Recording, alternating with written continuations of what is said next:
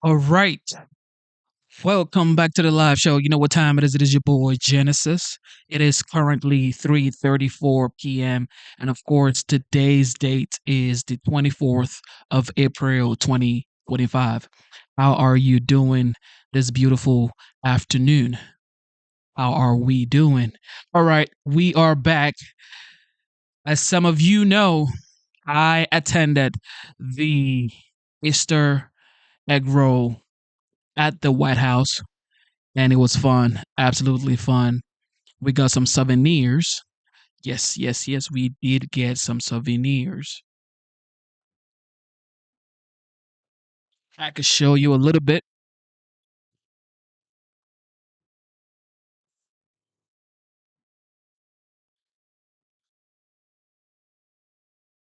So, this is a bag from the White House. Give me a moment. Turn on this light.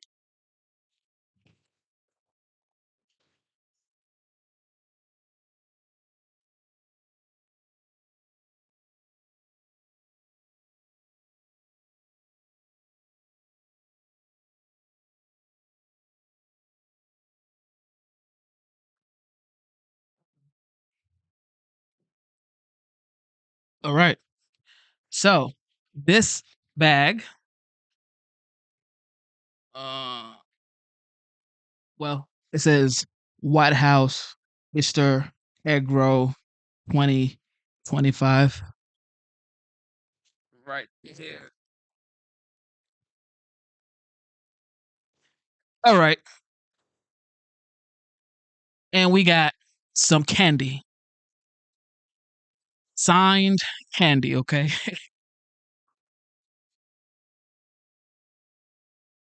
This right here says seal of the President of the United States. And of course, it has Donald Trump's signature. But these are Hershey's, okay? These are Hershey's.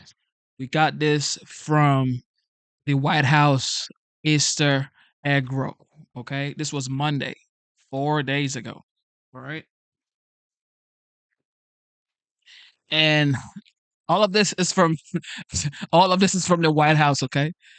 We got more candy. These are supposed to be M&Ms, I guess, but it does have the United States seal on it and Trump's signature.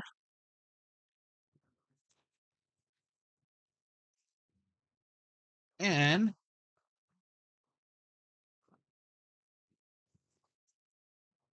we got this right here. It says White House Easter egg roll 2025. There you go. And of course, if you open this one, it's just a bunch of candies. Just bunch of candies, okay? Hey, baby. Hmm? Yes, I dropped one. So, all of this we got from the White House on Monday for Easter egg roll in the White House. This is it.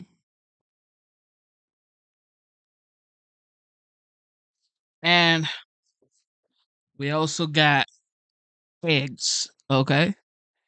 Signed eggs. Signed by the President of the United States. Here you go. This is a souvenir for my 5-year old daughter. There you have it. It says the White House Easter egg roll 2025 right there. Anyway, I just wanted to share with you guys what we got from the White House. Here is our souvenir from the White House. We also got some flowers. We also got some oranges. We got some water. So we got some stuff from the White House. But it was fun. Grandma enjoyed herself. My beautiful daughter enjoyed herself as well.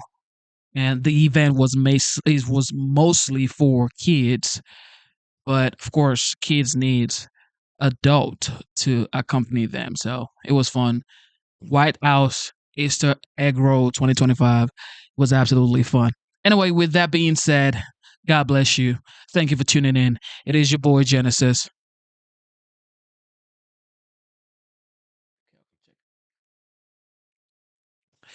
It is your boy Genesis. We are back.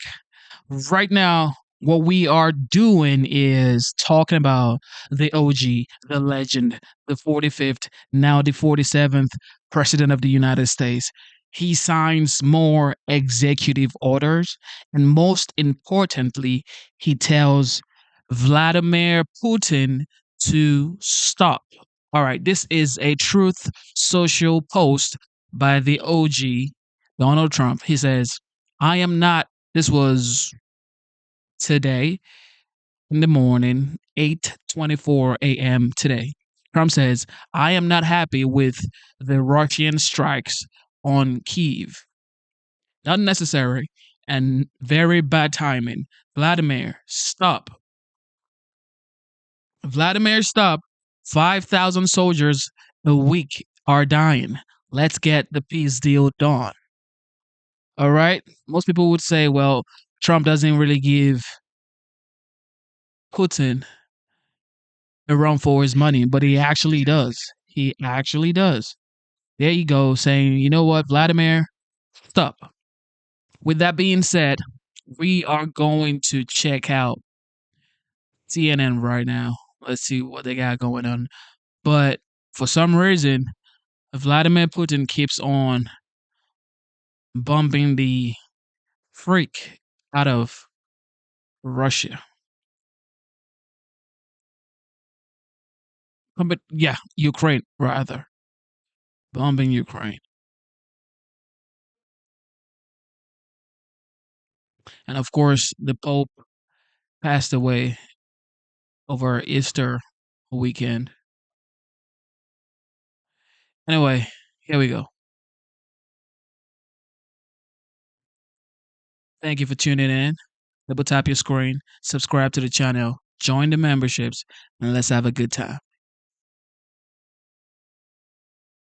Painful thing to me about our politics today is that all moral issues are determined by whataboutism, right? So you can excuse any behavior simply by saying, well, what about her emails or what about Hunter Biden and stuff? At some point, we got to stop doing that, right? Because we don't accept that as a way of thinking morally from our toddlers, right? 4-year-olds don't get to smack their sister because, well, what about when she did it last week? And I mean, it's painful to me for two reasons. Number one, look, it's an obvious scam. And the little devil that's there on my shoulder says, look, if you're going to buy a Trump meme coin, you're going to deserve what is coming.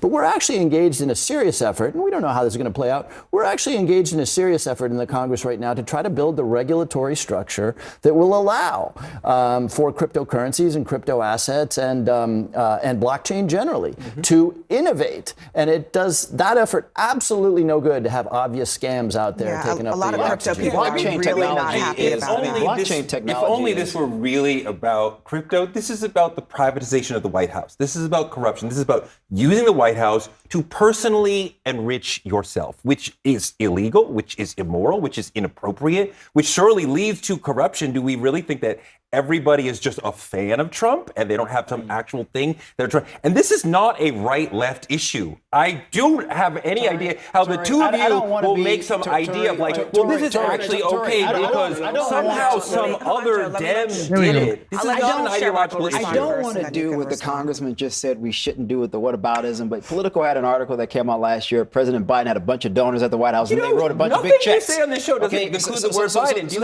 have no critique for Trump? I do want to address that because hold on a second, because there's a difference. I mean, I'm not saying it's right, but I think that there are differences between donors having too much access to the White House, which is one set of ethical issues, and the president's family profiting off of the president himself and the president participating. I'm not saying one I think that's wrong, exactly what the congressman was saying. Or more acceptable. I think that's what the congressman was saying was that is the comparison that is probably the most apt Do you agree? So maybe the framing is in politics in general, to the congressman's point, we need to have some reforms. But to the blockchain technology. But I mean, is it corrupt?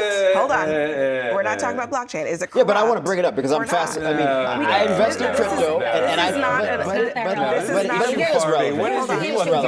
Hold on. It's not a blockchain conversation. Go ahead. You mentioned blockchain technology, so can I not bring up blockchain technology? Go ahead. Taking advantage of something even like broader narrative. The fact that the American people don't really understand crypto, they really don't understand the fact that there is no regulation for crypto, and that the Trump, one of the first acts of when Trump came in, he signed an executive order to prevent the SEC from regulating crypto. That he's taking advantage of that to find ways to profit from it, and that's very different than any other thing he could do. Everybody knew when he sent the government employees to go stay at the Trump Hotel, oh yeah, that doesn't seem right. But this is different. This is actually something that's so much more sotto voce and under the radar. I am one of those people who thinks that members of Congress, elected officials, cabinet people, et cetera, should not be able to trade stock based on insider trading laws, and I firmly believe that. That said, I looked for, in this New York Times article, what was the allegation of corruption, what was the crime that was being accused, and there wasn't something. Is it inappropriate? Maybe. You could argue that, but it's not illegal. Maybe, Joe. And I damn well, maybe, and I damn well maybe? will play whataboutism when you had a culture of corruption for 4 years that was so bad that the president's final act while he was gumming his eggs and his wife was doing the job was to pardon his entire family. Because so he's yes, scared I will of Trump play. Yes, being I a will play. dictator. Whataboutism when the last president was so corrupt he had to pardon in advance his entire family. Let me. Okay. All right. Let me understand. What was the crime? Come on. What is the crime here? What is the crime you're accusing Exactly. President Trump of? Don't say nothing. Do not say nothing, yo. Biden pardoned his entire family right before he left office. And these folks are here saying, well, what about Trump? Come on, yo. That man pardoned his entire family right when Trump was giving his speech on stage. And now all of this talking host or talking heads, they're here saying, well, Trump is just changing everything, is corrupt, is making money from the system. Yet you had a president who is supposed to be the holy guy, supposed to be the right role model for presidents. Yet this man pardoned his entire family. What is that supposed to be? What does that tell you? If you're so innocent, why would you pardon your entire family? Oh, I'm scared of Trump being a dictator. That is their excuse. Trump is the excuse. Trump is their excuse. Is there a crime? Well, I think there probably I'm not is. sure anybody has Using said your it's public office. a crime. But that's the innuendo. If right? you went out there with that's a the meme coin, angle you're that going we're to make a lot talking of about. money. No, this is something that only the president can do in virtue of his position. But again, we got to get off of the whataboutism, right? I mean, this goes back. Look, this goes back to Billy Carter. Every presidency has had family members try to profit off the president. But come on, there's no way you can look at the Trump administration and say that he's not, taking everything to 11. To 11.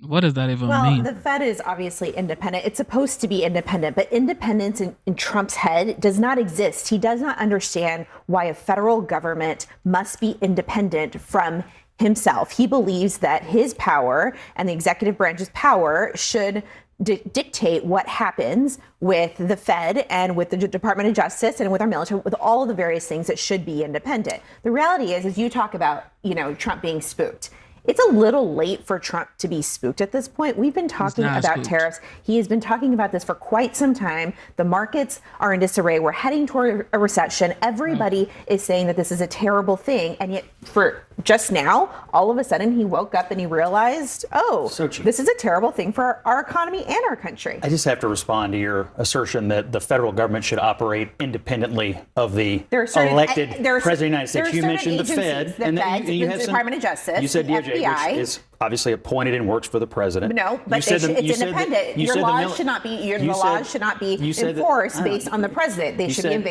enforced based on the law. You said the military. Obviously, he's the commander in chief of the military. I'm just trying to figure out what percentage or part of the government that you think should run away from the president? I'm going to step in here because I don't want us to change the subject, okay? We are talking about the independence of the Fed. Do you agree or disagree that the Fed should be independent? I think the president should be able to that render actually an opinion is about a monetary yes policy. Or no. Hold on. I do not think, well, to some extent, the Fed should be independent of the executive power. However, the president should have some sort of influence. Well, the president already has some sort of influence, in my opinion, because if the president's executive orders are to lower prices, like drill, baby, drill, like Trump is doing, close the border, which in turn would what? Keep money inside the United States by not spending money on illegal immigrants. And when you have money in the economy, staying in the economy, isn't that good? So truly, the executive power has some sort of influence when it comes to the feds. But they're saying, should the feds be independent of the executive power? I personally think they are already influenced by the executive power. It's like they're not independent. Whether he should be able to fire him is an open question. That is a yes or no question. Should the Fed be independent of the whims of any president of the United States? I think the president ought to be able to have Why opinions. can't you say yes or no? Previous presidents. I think it's an open question where they should be able to fire the head of the Fed. Some Republican senators don't agree. So, Scott. But I don't. Right. I just think the idea that the president should not have any opinion about monetary policy is crazy. I'm going to give you a third try on this one. Should the Fed's decisions about how they operate, the interest rates, when they raise or lower them, should they be independent of the president of the United States? Does independent mean they don't take his opinion into consideration? Independent means no, they don't take his opinion into consideration. I don't agree with that. I'm sorry. I think the president. Okay. I think the president should be able to render an opinion. I'm going to ask Charlotte, what do you know? This was taken in by the markets, that idea, right? This week, what was the reaction among people who are making money, they have businesses, they are operating in the financial world to this idea? So, man, you guys are going back and forth about how Trump or the executive power, which already, in my opinion, has some sort of influence over the feds. You guys are now going back and forth over Trump's decision saying, you know what? The Fed should bring down the interest rate. Bringing down the interest rate is for Americans. It is for everyday Americans, because when interest rate comes down, what do you think happens? Now you can refinance your very heavy, expensive loan that you got on your mortgage or on your car loan. Or you can keep some money in your pocket. But these folks are making it seem like Trump is a bad person because he's literally trying to drive the interest rate down. For who? Himself? No, Americans. Literally. Dear Lord. Dear Lord, please. Why would you be against your leader who is literally fighting for lower interest rates?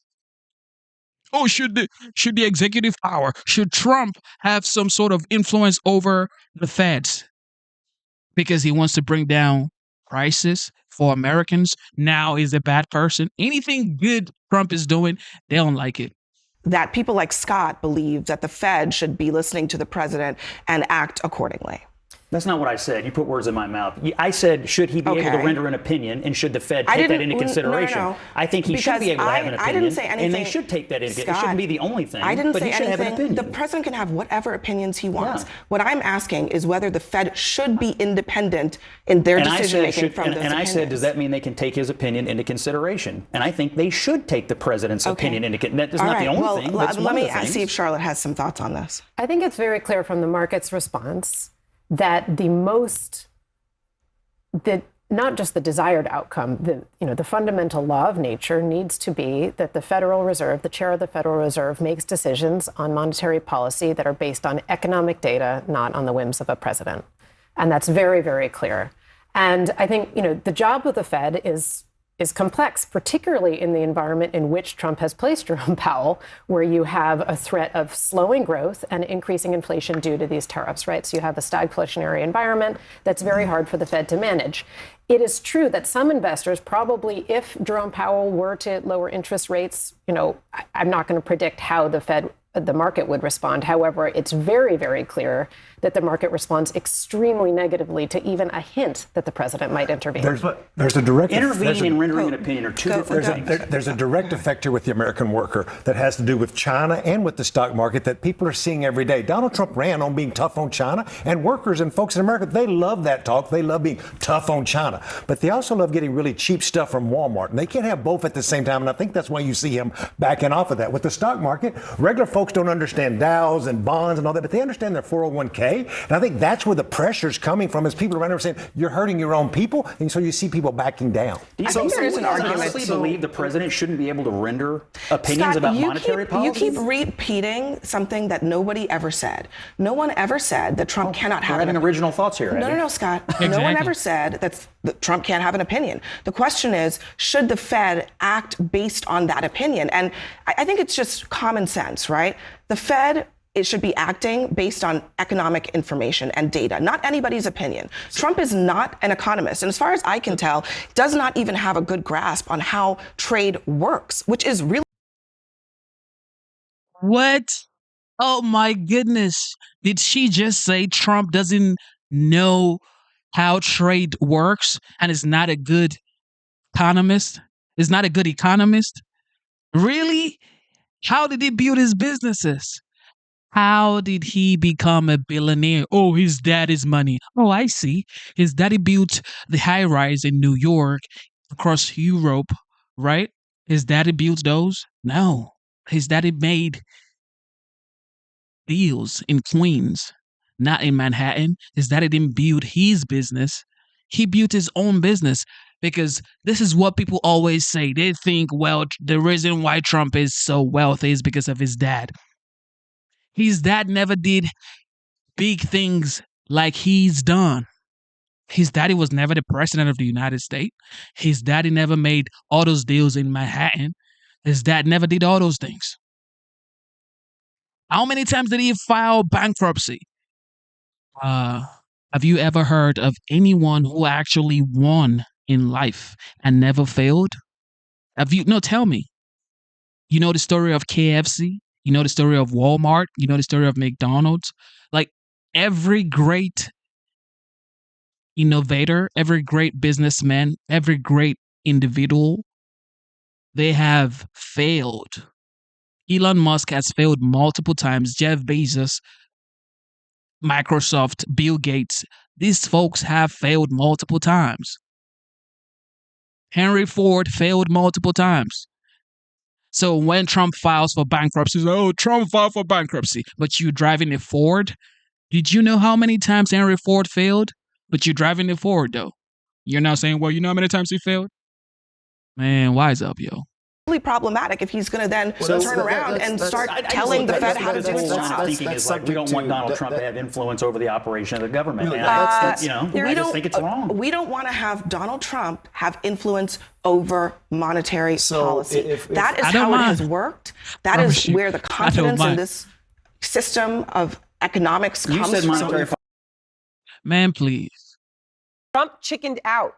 At least that is what the Chinese are saying. I mean, that post with the viral hashtag Trump chicken out now has 150 million views in China and counting. After Trump all but caved to Xi Jinping. We are going to have a fair deal with China. It's going to be fair. Are you talking to them actively now? Actively. Everything's active. Mr. President, has there been any direct contact between the U.S. and China for trade at all? Yeah, of course. And every day. Every day and active. I mean, you know, the implication here, what it sounds like is there's a big deal. It's being worked on. Things are happening. We're moving forward. Well, the problem is that he was undermined in that sentiment and rhetoric by his own Treasury Secretary, who told reporters this morning that, quote, both sides are waiting to speak to the other. Waiting to speak to the other. I mean, that's the whole waiting by the phone thing that's been going on for weeks now. Of course, talking takes 2 seconds in a situation like this if something real starts. It literally takes 2 seconds. In fact, the Chinese finance minister is in Washington, D.C. as I speak, yet we'll show him to you. He is there not meeting with the Trump team right now. But why did Trump put 145% tariffs on China only to back down? Why would that happen? I mean, because according to the Wall Street Journal tonight, Trump is considering major concessions, potentially slashing some tariffs on Chinese imports by more than half. And that's pretty incredible. To cut by more than half when you haven't even started negotiating means you are negotiating against yourself. And that comes as Trump sounds like a completely different person when it comes to Beijing. I mean, just listen to him over the past 24 hours. We're doing fine with China. I'm not going to say, I'm going to play hardball with China. We're going to be very nice. We're going to be very good to China. I mean, that rhetoric, good to China, nice to China, is radically different than what we have heard from Trump. I mean, radically different. And words matter here. Words have started this whole thing. Listen to what he said since the beginning of the trade war. Look, for years we've been ripped off and taken advantage of by China. What other presidents allow China to get away with is absolutely criminal. China obviously treats us very badly. China's an abuser. China is ripping off the United States for $1 trillion a year. And that almost pales to what was online. I mean, dozens of posts like the ones we'll show you here. China's brutal to American farmers. China treats us the worst. China panicked. I mean, you know, you can read the missives. At this point, though, the side that seems to be panicking is the Trump side here. Which, you know, if these tariffs are being slashed like this, that is backing off. And the only reason that you're backing off is it is so odd is that the entire fight was picked by him to begin with, right? I mean, this wouldn't be even a thing if he hadn't started it. And China has so far not had to give up anything yet. So Beijing seems to be sort of in shock and not able to believe it's luck. I mean, some of the things that are being said on Chinese social media, he's like a child who changes his stances instantly. Today's Trump beat yesterday's Trump. What will tomorrow's Trump do? But Trump's retreat is stunning because it does go against everything he has said, pretty much everything. We've been ripped off for years, and we're not going to be ripped off anymore. No, I'm not going to bend at all. Aluminum or steel or cars, no exceptions, no nothing. We don't necessarily want to make a deal with them. would you be open to a pause in tariffs to allow for negotiations? Well, we're not looking at them. I'm not going to make a deal. No deal, no bending, no nothing, but then they're cut in half tonight. I mean, if that all wasn't clear enough, what you just heard there was this online, the 4 words, and this really sums it up. It sums up why we are where we are. No exemptions, no exceptions. So when you look at what's happening tonight, maybe cutting it in half, that obviously is a complete and utter and total change of policy. It raises the question of whether Trump's words and his promises mean anything on the world stage. And billionaire GOP megadonor Ken Griffin tonight put it this way. The United States was more than just a nation. It's a brand. It's a universal brand, whether it's our culture, our financial strength, our military strength. America rose beyond just being a country. It was like an aspiration for most of the world. And we're eroding that brand right now. So why should other countries trust Trump, especially when they're out there saying this? We've got 90 deals in 90 days possibly pending here. 90 deals in 90 days. There hasn't been one yet. The man behind the art of the deal, though, himself right now has no deals. There's no deals yet in that column. In fact, the only thing Trump may have to show right now are general agreements of understanding they talk about, which, of course, are agreements to talk more and eventually maybe come to an agreement. And yet loyalists like Stephen Miller Write this, quote, "You've been watching the greatest economic master strategy from an American president in history."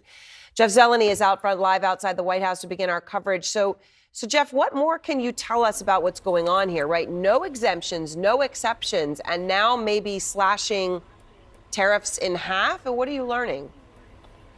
Well, Aaron, a central question has always been, what is the political pain point for the president in this trade war? And it appears that we are seeing it.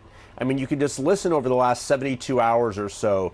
The stance on China has softened remarkably, really on other economic metrics as well. On Jerome Powell, of course, no longer calling for the firing of him. So when you put this all together, there is a through line here. The White House, the president, the Trump administration, as he approaches his 100th day in office next week, the markets have been one of the few sort of checks on his policies. And this is something, as we often talk about, something he watches him very carefully. And China has not blinked.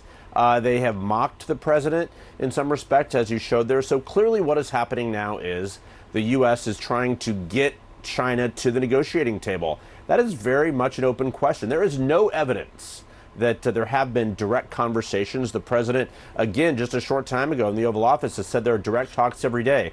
There is no evidence of that. If there actually are these talks going on, China is not saying so. The U.S. is. That's sort of unusual here. But look, the bottom line to all of this is the president has been presented with some information that he believes the economy, the markets are struggling because of his policies. That meeting in the Oval Office, so that we reported earlier, those CEOs of Walmart, of Target, of Lowe's, of Home Depot, really raising the alarm of a supply shortage, empty shelves by summer, prices rising. That got the president's attention, so it certainly is softening his stance. The question is, will China pick up the phone, or are they going to wait for the president to blink even more, Aaron? All right, Jeff Zeleny, thank you very much. Everyone's here with me. And Dan, that's the thing. If you come from 145 and you cut it in half without even having to have a conversation, it's not necessarily a great negotiating point to be starting from. But Trump chickens out, 150 million views. I mean, the reality is that the situation, as you hear from small business owners, you see the ships piling up, across Asia. You see these corporations, as Trump's hearing from. This is an avalanche that's now going downstream, and I think you're essentially playing poker, but to some extent with yourself, because as you continue to sort of back up here, is that even though market's up and it's a positive there. What's the next step? What's the rules of the game? And that continues to be the frustrating thing, I think, for everyone involved, from the market to corporations.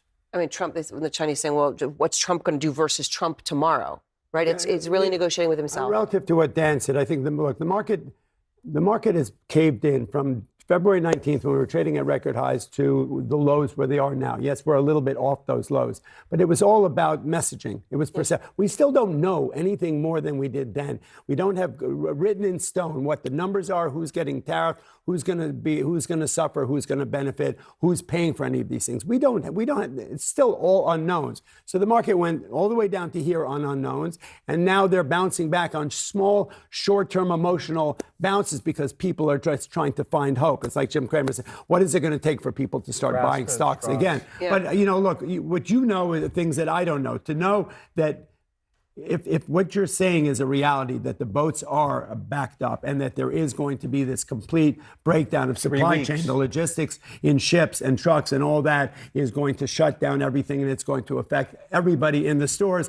That when that finally hits the market, that's a reality that and the that's market what you were is saying not, was and it's not going to handle quite well. Yeah. 3 weeks, time's ticking. You talked about it in terms of yesterday, right? In terms of the CEOs, the reality of the situation, it's hitting. Yeah, and I think there's a combination of a couple things. The one is the failure to communicate effectively. No one is speaking from the same hymn sheet, right? And when you're running a business, running a White House, right, the role of the chief of staff is one of the most important roles in the world, because that is the person who coordinates the message, the planning, the strategies, the deals, et cetera. Right now, the communication and cadence out of the White House and all the other branches right now is not in sync. Now, some of that is it's your first 100 days. These new lieutenants were not in the last administration. They are in this administration. And we know that the president likes to have the last say. The difference right now is the communication effort, the coordination of speaking from the same hymn sheet is coming from everyone else outside in the business world, coming from corporate America, from those billionaire donors, from those founders. They're all going in a swan song, a chorus, and going to the White House and saying, this has to stop. President Trump taking some questions there in the Oval Office. Joining us now, Republican from New York, Congressman Mike Lawler, who's also on the House Foreign Affairs Committee. Let's start with what's been going on with tariffs, if we can. Congressman, the president signaling something of a U-turn on the astronomical tariffs proposed on China today. This comes after he met Monday with retail CEOs who warned of higher prices and empty shelves. President Trump, generally speaking, seems more prone to digging in than backing down. What do you think happened here exactly? Well, look, as I've said from the very beginning, I think the tariffs are meant to be a short-term negotiating tool to negotiate with countries like Japan, like Korea, like India, like the EU, Canada, Mexico, and yes, China, to get better and fairer trade deals for the United States, to bring down barriers to entry to U.S. goods in those countries, as well as to eliminate things like price controls, that Europe has on U.S. prescription drugs, which, by the way, means that we are paying higher drug costs to subsidize Europe. So I think the objective was always, in large measure, to force renegotiation and get better trade deals. Obviously, and I've met with many folks, including economists from Deutsche Bank, for instance, earlier this week, as well as retail giants like Walmart last week. Of course, there is concern about some of the short-term, challenges as a result of this back and forth. But I think the long-term objective here, especially if the president is able to get agreements, and we saw yesterday the vice president speak out with respect to India. If we're able to get these agreements turned around quickly within the next 30 days or so, and you get the tax reconciliation bill done, as I've said from the beginning, the economy is going to take off, and that will be extremely good for every American. And let's bring in Vanessa Yurkevich now. And Vanessa, the market closed up today, but did dip from its high midday. How are investors feeling? Well, listen, any day that the market closes up in the green is a good day on Wall Street. But investors have told me over the past couple of days that they've really been tracking two storylines. One, what is happening with the trade war, and what is the fate of Jerome Powell, the head of the Federal Reserve. And they've received encouraging news on both fronts, both from the Treasury Secretary and from the president. Just yesterday, the president said that he was not going to terminate Jerome Powell, the head of the Federal Reserve. Investors were very, very worried about the Fed's independence and sort of the independence of the head of the Federal Reserve himself. And then today we heard from the president that he is essentially looking to de-escalate this trade war with China. That was also welcome news on Wall Street. But as you mentioned, the Wall Street and the Dow closed down 400 points off the session high for the day. Maybe investors were enjoying their profits a little bit. And investors told me that just as much as they heard encouraging news from the president and his cabinet, that could change very quickly. But just look at CNN's Fear and Greed Index. We're in fear territory right now. And I bring that up only because, Jake, for the past several weeks, we've been in extreme fear. We haven't been in the fear space since March 27th. But that does not erase the $6.5 trillion in losses that the stock market has seen since February and the $2.5 trillion in losses that we've seen since the beginning of April when President Trump really ratcheted up this trade war. And I want to read you something from Greg McBride. He's the chief financial analyst at Bankrate. This is how he kind of summed up how the markets and investors are feeling right now. He told me that a softer tone about the Federal Reserve is welcome news to investors, and the market has responded to that. Turning down the heat in the trade war with China is nice to hear, but it will ultimately need to be followed up by action. Where the rubber meets the road is in the details of an eventual trade agreement. Until then, uncertainty will continue to hang over the economy and financial markets. So, Jake, there you go. This is really a sign that today was a good, positive day on Wall Street, but that could change at any moment. We know the president and his cabinet have come out and been encouraging in one moment and then changed their mind in another moment. And Wall Street all day and really all week and months has been reacting to that volatility. Jake. All right, Vanessa Yurkevich, thank you so much. Let's bring in Gene Sperling. He served as the White House American Rescue Coordinator under the Biden administration and as the director of the National Economic Council under President. Exactly. People are saying, well, Jerome Powell. Look, Jerome Powell really doesn't matter. Okay. The people is what matters. The people deserve a lower interest rate. And their president is advocating for a lower interest rate. Isn't that something good? Clinton and Obama. Good to see you, Gene. Thanks for being here. So Thanks, we rarely see President Trump back down per se, but today we definitely saw him soften his tone and his words when it comes to a trade war with China, and we've seen him going back and forth on this trade war the whole time. Why? What do you think led to his recent change? Well, I think they're living with the stock market being down. As just said, it's still down 11, 12%, even with an uptick day. I think that what you've seen happen is, for those of us who follow the economics, we know that the trajectory and the projection has gone down. I mean, it's stunning. Consumer expectations have gone from 2.6% of inflation to 6.7%. We know consumer confidence is now lower than any time since '80, lower than 9/11, lower than the financial crisis. We know all those things, but I think what he heard today is the real pain is actually going to hit. It's not just that JP Morgan said there was a 20% chance of recession and there's going to be a 60%, but people are going to start saying, wow, this product we buy, the price is up. This factory is being paused. These shelves are empty. The reality of people not visiting the United States for tourism over the summer is going to affect real life jobs. And I think he probably heard that very real. And I think it's encouraging anytime the Trump administration starts showing that they're focused on the economy and what the real impacts. Mm-hmm. But I want to say that if you look at the commentary, if you look at the discussions we've had where we've seen things that usually only happen to developing countries with shaky inflation records, like people fleeing equities and bonds and the dollar at the same time, those are about fundamental confidence in the competence and seriousness of our economic policy making. So I think the market can go up anytime. It looks like he's listening to the Secretary of Treasury or somebody makes a positive comment. Mm-hmm. But in the end, the question is, are you going to see serious policy from President Trump, or is the United States now going to be like on this constant roller coaster? And just look at how the news is being reported right now.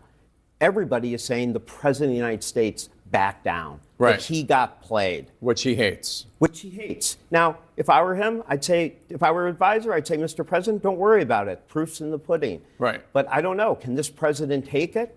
Can he not always respond in a way? And the more he does that, the more the U.S. brand, the more the thing that we started with Alexander Hamilton, our belief in the rule of law and our word, that is hurt. And I don't think you get out of volatility until you have a fundamental change in economic seriousness. Do you think that the meeting with the CEOs on Monday, the CEOs of Lowe's and Walmart and the rest, where they basically said our prices are going to go up and our shelves are going to be empty, do you think that had an impact on him? I think it had to. I mean, I think what's thrown markets off a lot is that he doesn't seem to have been operating on the normal economic or political constraints.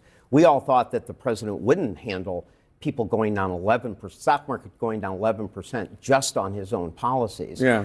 We would think that as a person who's been good enough politically to win an election twice, he would know the one thing you don't do is raise prices on American consumers. So I think one of the things that's hurt confidence is he doesn't seem to be acting rationally, either economically or politically. But I still believe everybody operates by some constraints. And I think the reality of the major places people shop saying yep, prices are going up. It's going to get real. And that fury that helped you become president is now going to be turned on you. I have to believe that had some effect. My question is it going to be lasting? Is it going to overcome his style of shooting off the cuff and just caring more about his personal persona than the economy? That is the question. Gene Sperling, thank you so much. For more on everything that we're seeing coming out of the White House, my fellow White House insiders are here. The fact is, the people who voted for Trump, the people who want him to bring back jobs to the United States, the people who want him to lower prices, they're willing to be patient. They're willing to be patient because it's not going to happen overnight. Nothing happens overnight. Okay? He's been here for what? 3-4 months? He has 4 years to operate. But he's done so much within 4 years that the entire left liberals, they're like, yo, you said you were going to bring down prices on day one. You said you're going to stop the war in Ukraine and Russia on day one. Of course, he promised those things. He did. Did it happen? No, it did not happen. However, he is currently working on everything he promised, from the border to drill baby drill to securing the jobs in the United States, bringing back manufacturing. He's done that. Honda, Toyota, Nvidia, Apple, all of this mega billion corporations are bringing their manufacturing warehouses here to the United States. They're bringing it back to the United States. Why? Because of the tariffs. Nobody's talking about the manufacturing job coming back to the United States. Everybody is, well, you haven't ended the war that you promised you were going to end. Of course, he did promise, but he's working on it. Be patient. Don't forget, you had 4 whole years of your president falling off stairs, falling off stages, walking into the Amazon rainforest, sleeping on world stages, falling in the beach. Okay? Like, you had absolute chaos for 4 years. Now you have someone who is actually active, wants to bring down prices for all Americans, reduce taxes, trying to permanently reduce taxes, or maybe end income taxes. Nobody's talking about that. Nobody's talking about it. Oh, the tariff against China. Are you going to talk about how he's trying to bring back jobs to the United States, to the country that we all love? I don't think so. Including CNN's chief national affairs correspondent Jeff Zeleny and Reuters' Jeff Mason. And Jeff Zeleny, you had reporting this morning about how it was a combination of that warning from these retailers to the president on Monday, but also pressure he's been getting from the markets, comments from his advisors on all of this. Is it a U-turn? Did it turn back around? I mean, what are we looking at right now? I think it's a U-turn for now, but can also can always turn again, as we've seen the on again, off again trade policies. But something has seemed different this week, and I think when the markets, I think 11 minutes after the markets opened on Monday morning, when the president sent out this message once again, calling Jerome Powell, the chairman of the Federal Reserve, a major loser. That really was one of the things that set the markets just into a chaos that day. And at the same time, later that day, he had this meeting in the Oval Office. And we knew about it at the time. We didn't know exactly what was said in that meeting, but I am told that these 4 CEOs were invited in by the White House Chief of Staff, Susie Wiles, and others to kind of give the president somewhat of an education on what the real world impact of these tariff policy fallout sort of is. And the empty shelves really kind of, is an image. That's what you can see. And the president is so attuned to visuals. Mm-hmm. We know that he is. And this is something that, of course, harkens back to the pandemic. But even before that, I mean, think of the 1970s gas lines or something like that. So I'm told the image and just the idea of that really sort of rattled him. But really, ever since then, they have softened their tone on China after that. So I think we've seen a shift this week. Will it last? Who knows? But it doesn't answer the big question, what does it do with China? He's softening his tone. China has been silent. Yeah, and he was saying today that there's some high-level talks, or that there are direct talks between China. He says every day. But there's a real question, to Jeff's point, of what this looks like and actually where it's going anytime soon, which is the real question. 100%. And I think that's a little bit why you didn't see the markets go up even further today. I started my career as a... Okay, thank you so much, CNN. On to the next. All right, so OG 4547 signs executive orders and, of course, answers questions that beloved Sleepy Joe would never do. Never did he do. Here we go. They came out better than me. They came out looking good. If I had that look, I would have been president 20 years ago. I wouldn't have had to wait so long. You look great, fellas. But we have many of them.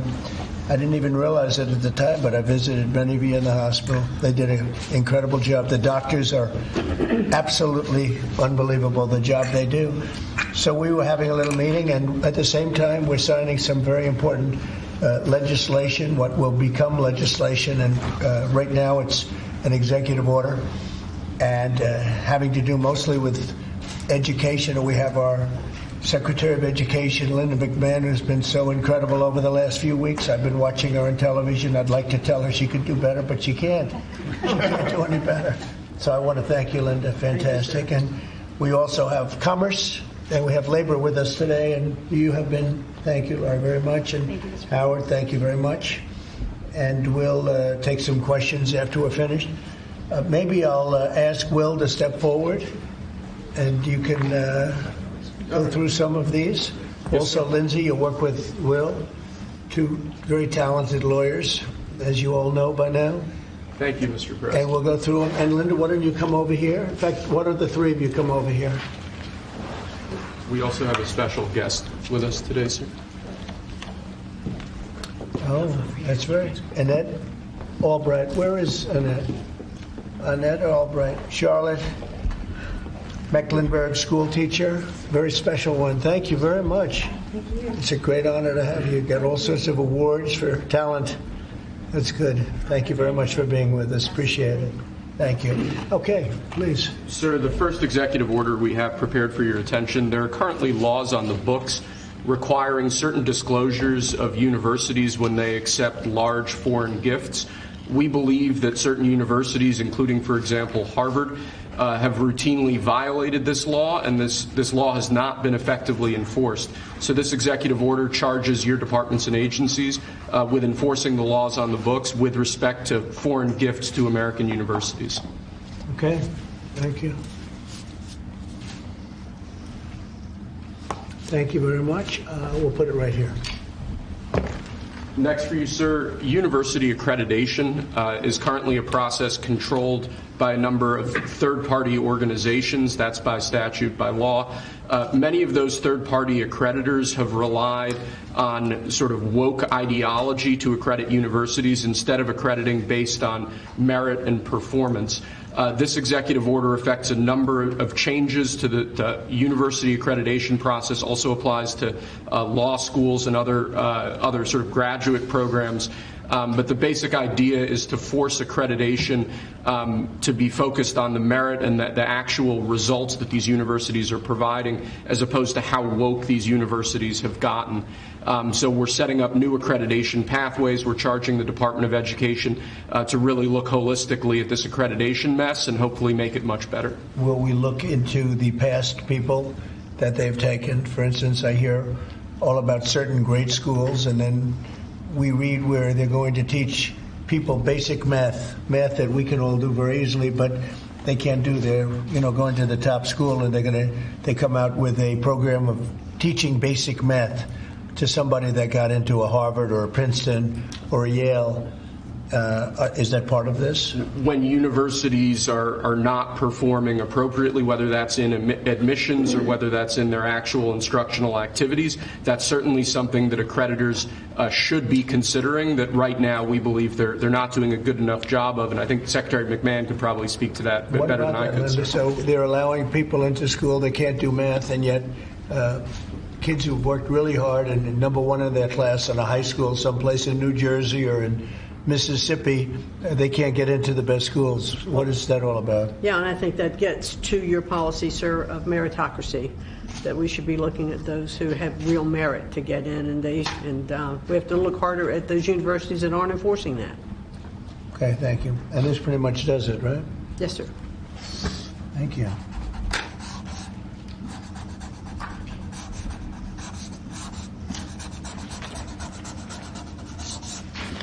Okay.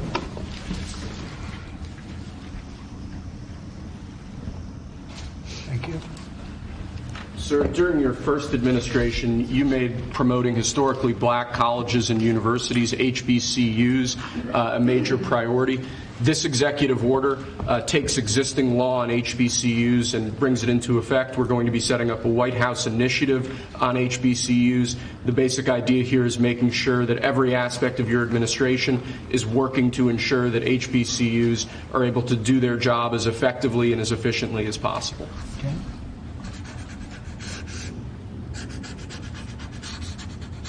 Ladies and gentlemen, keep in mind, he just signed an executive order that will benefit HBCU schools.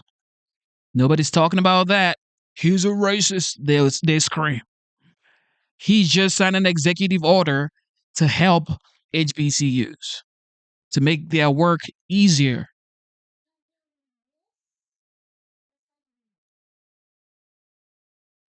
Uh, is anybody going to talk about that?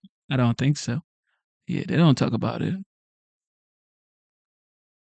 A White House initiative on HBCUs. The basic idea here is making sure that every aspect of your administration is working to ensure that HBCUs are able to do their job as effectively and as efficiently as possible. Okay.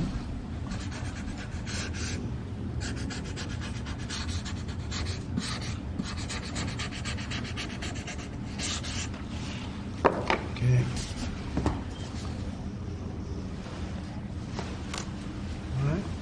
This next executive order relates to artificial intelligence education, sir. You've obviously done a lot in the artificial intelligence space already. The basic idea of this executive order is to ensure that we properly train the workforce of the future by ensuring that school children, young Americans are adequately trained in AI tools so that they can be competitive in the economy years from now into the future as AI becomes a bigger and bigger deal. That's a big deal because AI is where it seems to be at. We have literally trillions of dollars being invested in AI. And somebody today, a very smart person, said that AI is the way to the future. I don't know if that's right or not, but certainly very smart people are investing in it heavily.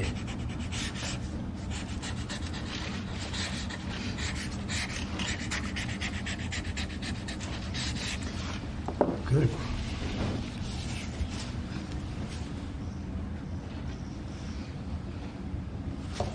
Okay. Next, sir, we have an executive order on workforce development.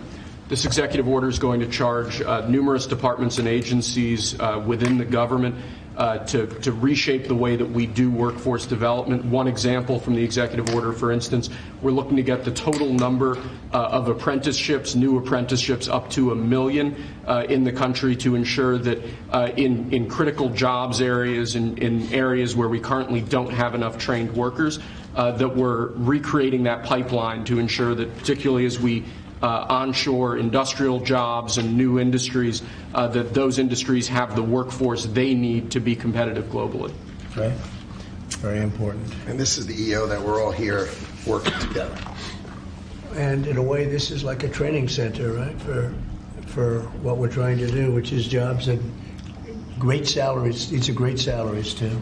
Right, it's exactly. So all those factories that you're bringing in because of your trade policy, we're going to train people in trade craft, bring back trade craft to America so that people can work in these factories with great paying jobs, and we're going to train them, and we're going to remake the American dream for all these people. We're working together. That's right. Right, Lori? Absolutely. This plays right into America at Work Tour, which I have kicked off. We will work with our state partners and work with our businesses to see exactly who they need in that workforce, and we will skill and upskill these apprentices so they can get right to work and get in the field and build back this economy for exactly living the American dream.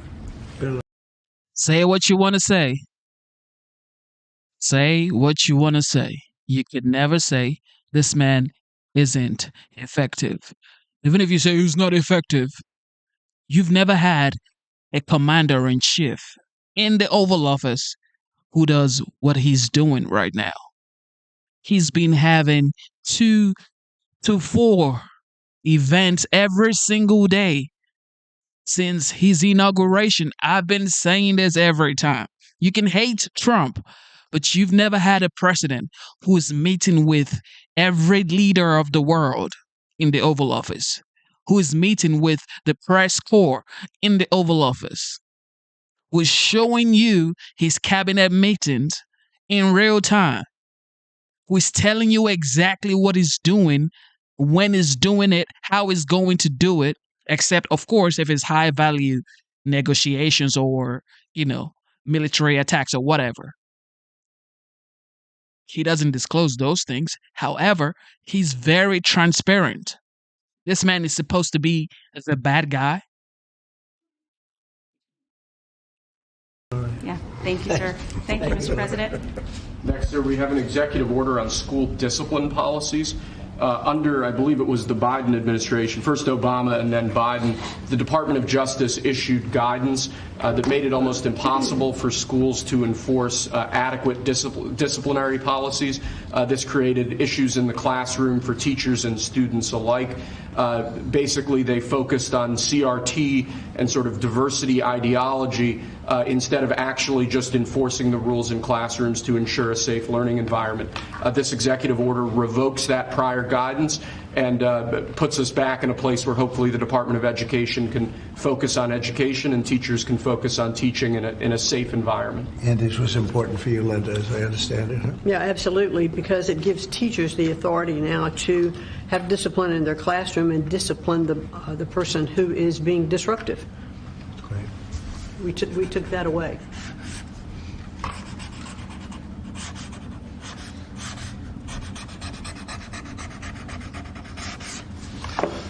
Okay.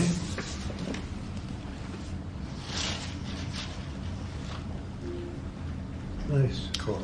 Here, Linda, you should hold that. Lastly, sir, we have an executive order on disparate impact theory. This is a theory that underlies a lot of the modern DEI and CRT-driven diversity culture.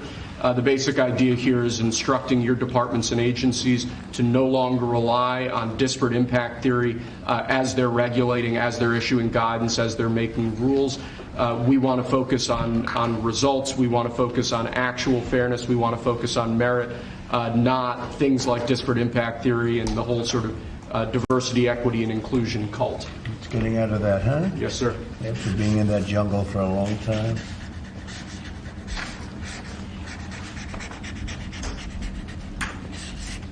Okay. Thank you. Very good job. Thank you, sir. Very much. Appreciate it. Very much. Would you like to introduce again Annette, and perhaps Annette wants to say something having to do with that? To Annette is right here. Yes, Annette. Yes, please come over. Would you like to have some comments to make? I know you're a former Charlotte Mecklenburg school teacher. I'm a North Carolina girl, so yes, it's nice Newbern. to see you. Yes, from Yes. Newbern. Yes. Thank you so much for having me. Thank you so much. I'm so honored to be here. This has been an 8-year journey for me to raise awareness to the violence that's in public schools and the critical need to address violence in public schools. Again, been doing it 8 years because most administrations like to keep the violence hidden. We have 3 students that should be here with us today. We have Austin McCaff, I'm sorry if I say his name wrong, Serenity Baker, and Nizir Taylor from Charlotte, North Carolina, who was shot in the back as he was getting off of a school bus because they thought he was a part of a big brawl that happened inside a public high school. So this is very important and critical legislation that we have to keep our educators safe, we have to keep our students safe, and public schools have to be safe environments. So I think, like I said, I've done this journey alone, I've been on it, but I have a whole team behind me now. I spoke at the RNC, and I told millions that Donald Trump and his administration was going to make schools great again, and I feel that we're on the right path, and I'm just honored to be here. Thank you very much.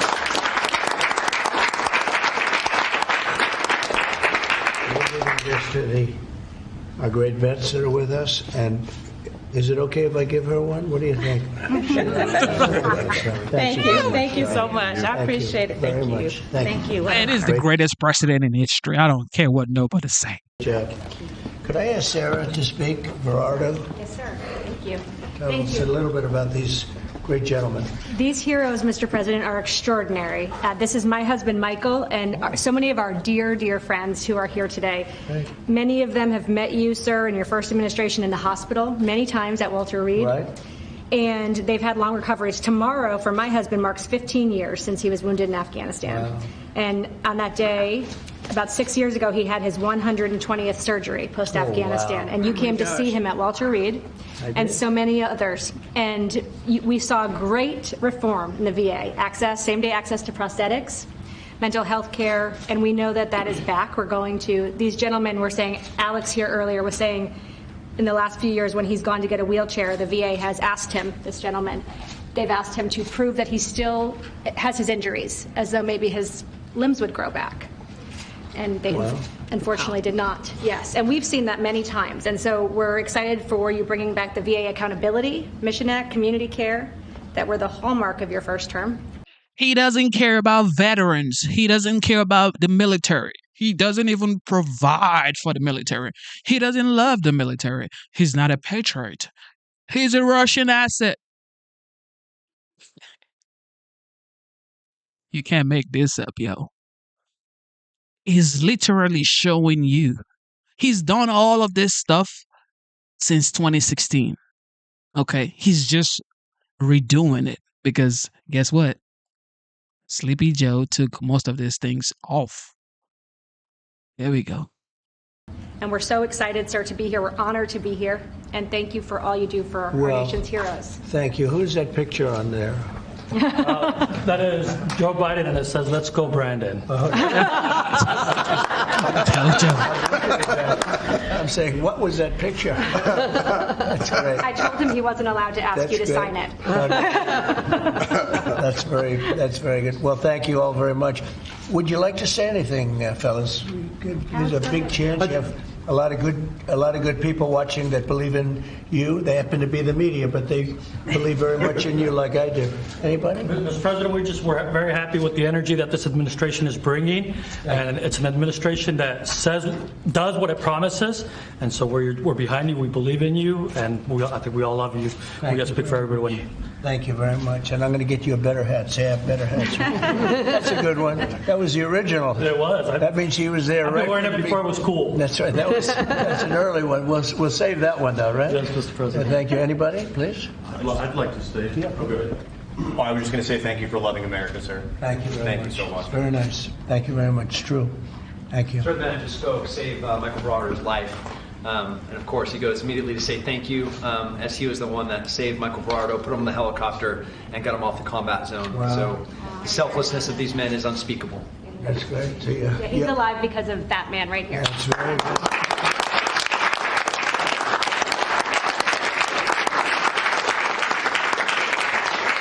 And these are amazing people, great heroes. So that's really great. Anybody else? Yes. I'd like to say it was an honor to serve. You are worth it. This country's worth it. And it's because of what Christ paid for. Thank you. And we have a spirit that people haven't seen in many years, at least 5. They haven't seen. I think even then, because we've been through so much for the last 4 years together, it was so bad. It was so bad what they've done to the borders, what they've done all over the place. And it's really an honor to be with you, all of you. Incredible. And I'm going to give you these coins that I think you're going to really like them. I think they're the best. These are the best coins. And you have your chips. This is gunmetal. I don't know, soldiers like the black, but I think you like this one. It's okay. A lot of soldiers like the black. Here you go. What do you like? I'll go to black, Mr. President. Yeah. See? What's I told you. See? I have that. These are choices. I'll take a black one, sir. Okay, look at this. Wow, that rarely happens. You're different, huh? I'll take a black one, sir. Oh, there you go. That's great. They call it the military anyway. No, but is that I always say the soldiers, they do like it's gunmetal. What do we like here? That's what I heard, that it was gunmetal. gold is. I'm giving him two. We have 3 girls. One They're for going to this fight. one right here. We'll get another one too. Okay. This is actually fun. I'll take the gold, Mr. President. Okay. I thought you were going to take that gold one. Okay. Gold one, sir. Okay. You got it. I had an opportunity to sail across the Gulf of America 2 days after you named it right. Oh, wow. Isn't that great? It's been an honor. And now people say it routinely. Yep. They don't even think about the other. They say it routinely. That's been a great honor for me. Okay. I'll take a gold one, sir. Okay.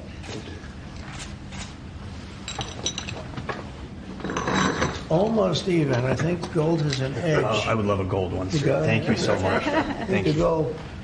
It picked up at the end, right? So you all okay? That's good. So I want to thank you very much, and especially that's a great story.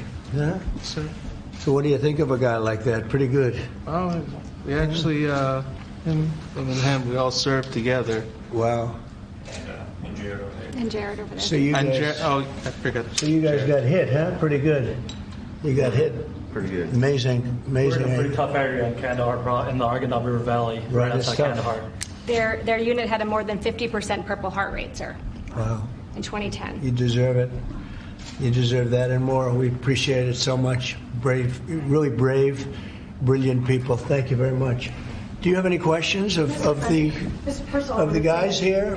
I want to say President. thank you to the veterans who are Absolutely. here. Thank you so much for defending us. And then I wanted to ask you, Mr. President, because you said you want to bring the tariffs on China down soon. How soon do you want to bring the tariffs on Chinese goods Well, that down? depends on them. We have a situation where we have a very, very great place. It's called the United States of America, and it's been ripped off for years and years. These people know it. We talked about it before you came in.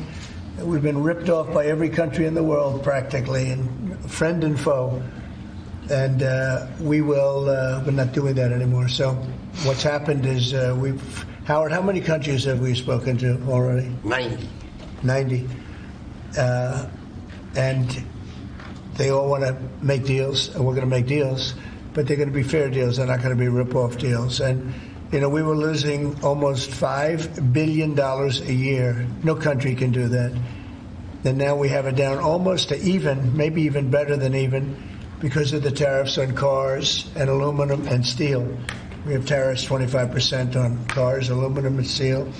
There's a rush to build new steel plants, a rush to build new aluminum plants, and a biggest rush I've ever seen, that we've ever seen, to build car plants. We have like 11 of them or something, big ones, where you guys maybe work. Maybe you won't want to work. You'll do something else instead of that. But if you like cars, you'd like to work at one of these plants, the biggest plants in the world. 3 of them have left Mexico before construction started, 1 of them during construction. And they're coming to this country. They're coming back. Don't forget, and we get along great with Mexico, but Mexico took 32% of our car building business. So it's amazing what's happened. Remember this number, anywhere from $3 to $5 billion a day.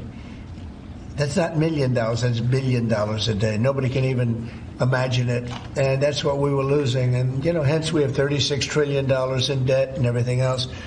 And in the end, I think what's going to happen is we're going to have great deals. And by the way, if we don't have a deal with a company or a country, we're going to set the tariff. We just set the tariff. It's something that we think that will happen, I'd say, over the next couple of weeks. Wouldn't you say? I think so. Over the next 2-3 weeks, we'll be setting the number. And we're going to pick, could be for China too, could be for China. Well, we're dealing with almost all of them. Too many to fully deal with, but we're going to be fair to them. But we're dealing with a lot of countries right now, and could be with China, but maybe we'll make a special, a deal, and we'll see what it will be. Right now, it's 145%. That's very high. It got there because of the fentanyl. They're sending, massive amounts of fentanyl into our country and killing a lot of people, probably 200,000 plus a year, wiping them out. You probably all have friends who were killed, somebody was killed in your family or your friends with fentanyl, and somehow it's made almost exclusively in China. And as you know, we essentially taxed them 10 and then another 10. We also taxed Mexico 25 and we taxed Canada 25.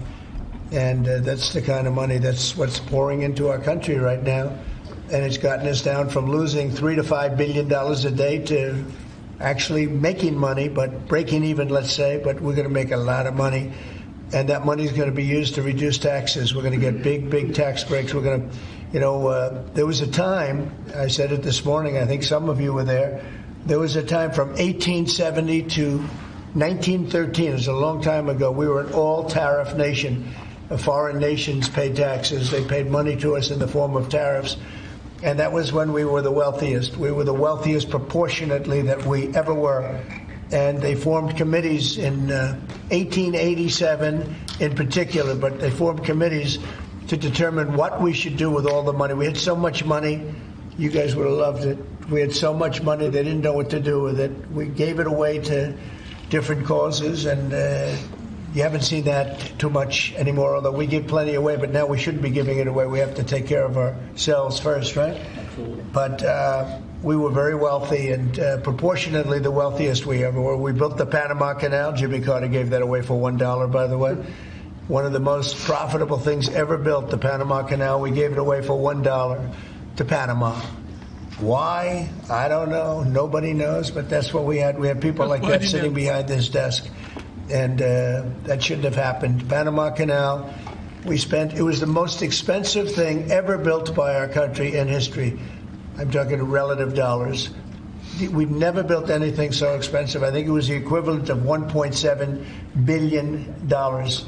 And we've never built anything like that. We built a lot of things, but never so expensive. Then we started building other things. We had a lot of money to do it, all based on foreign countries coming in and paying us tariffs.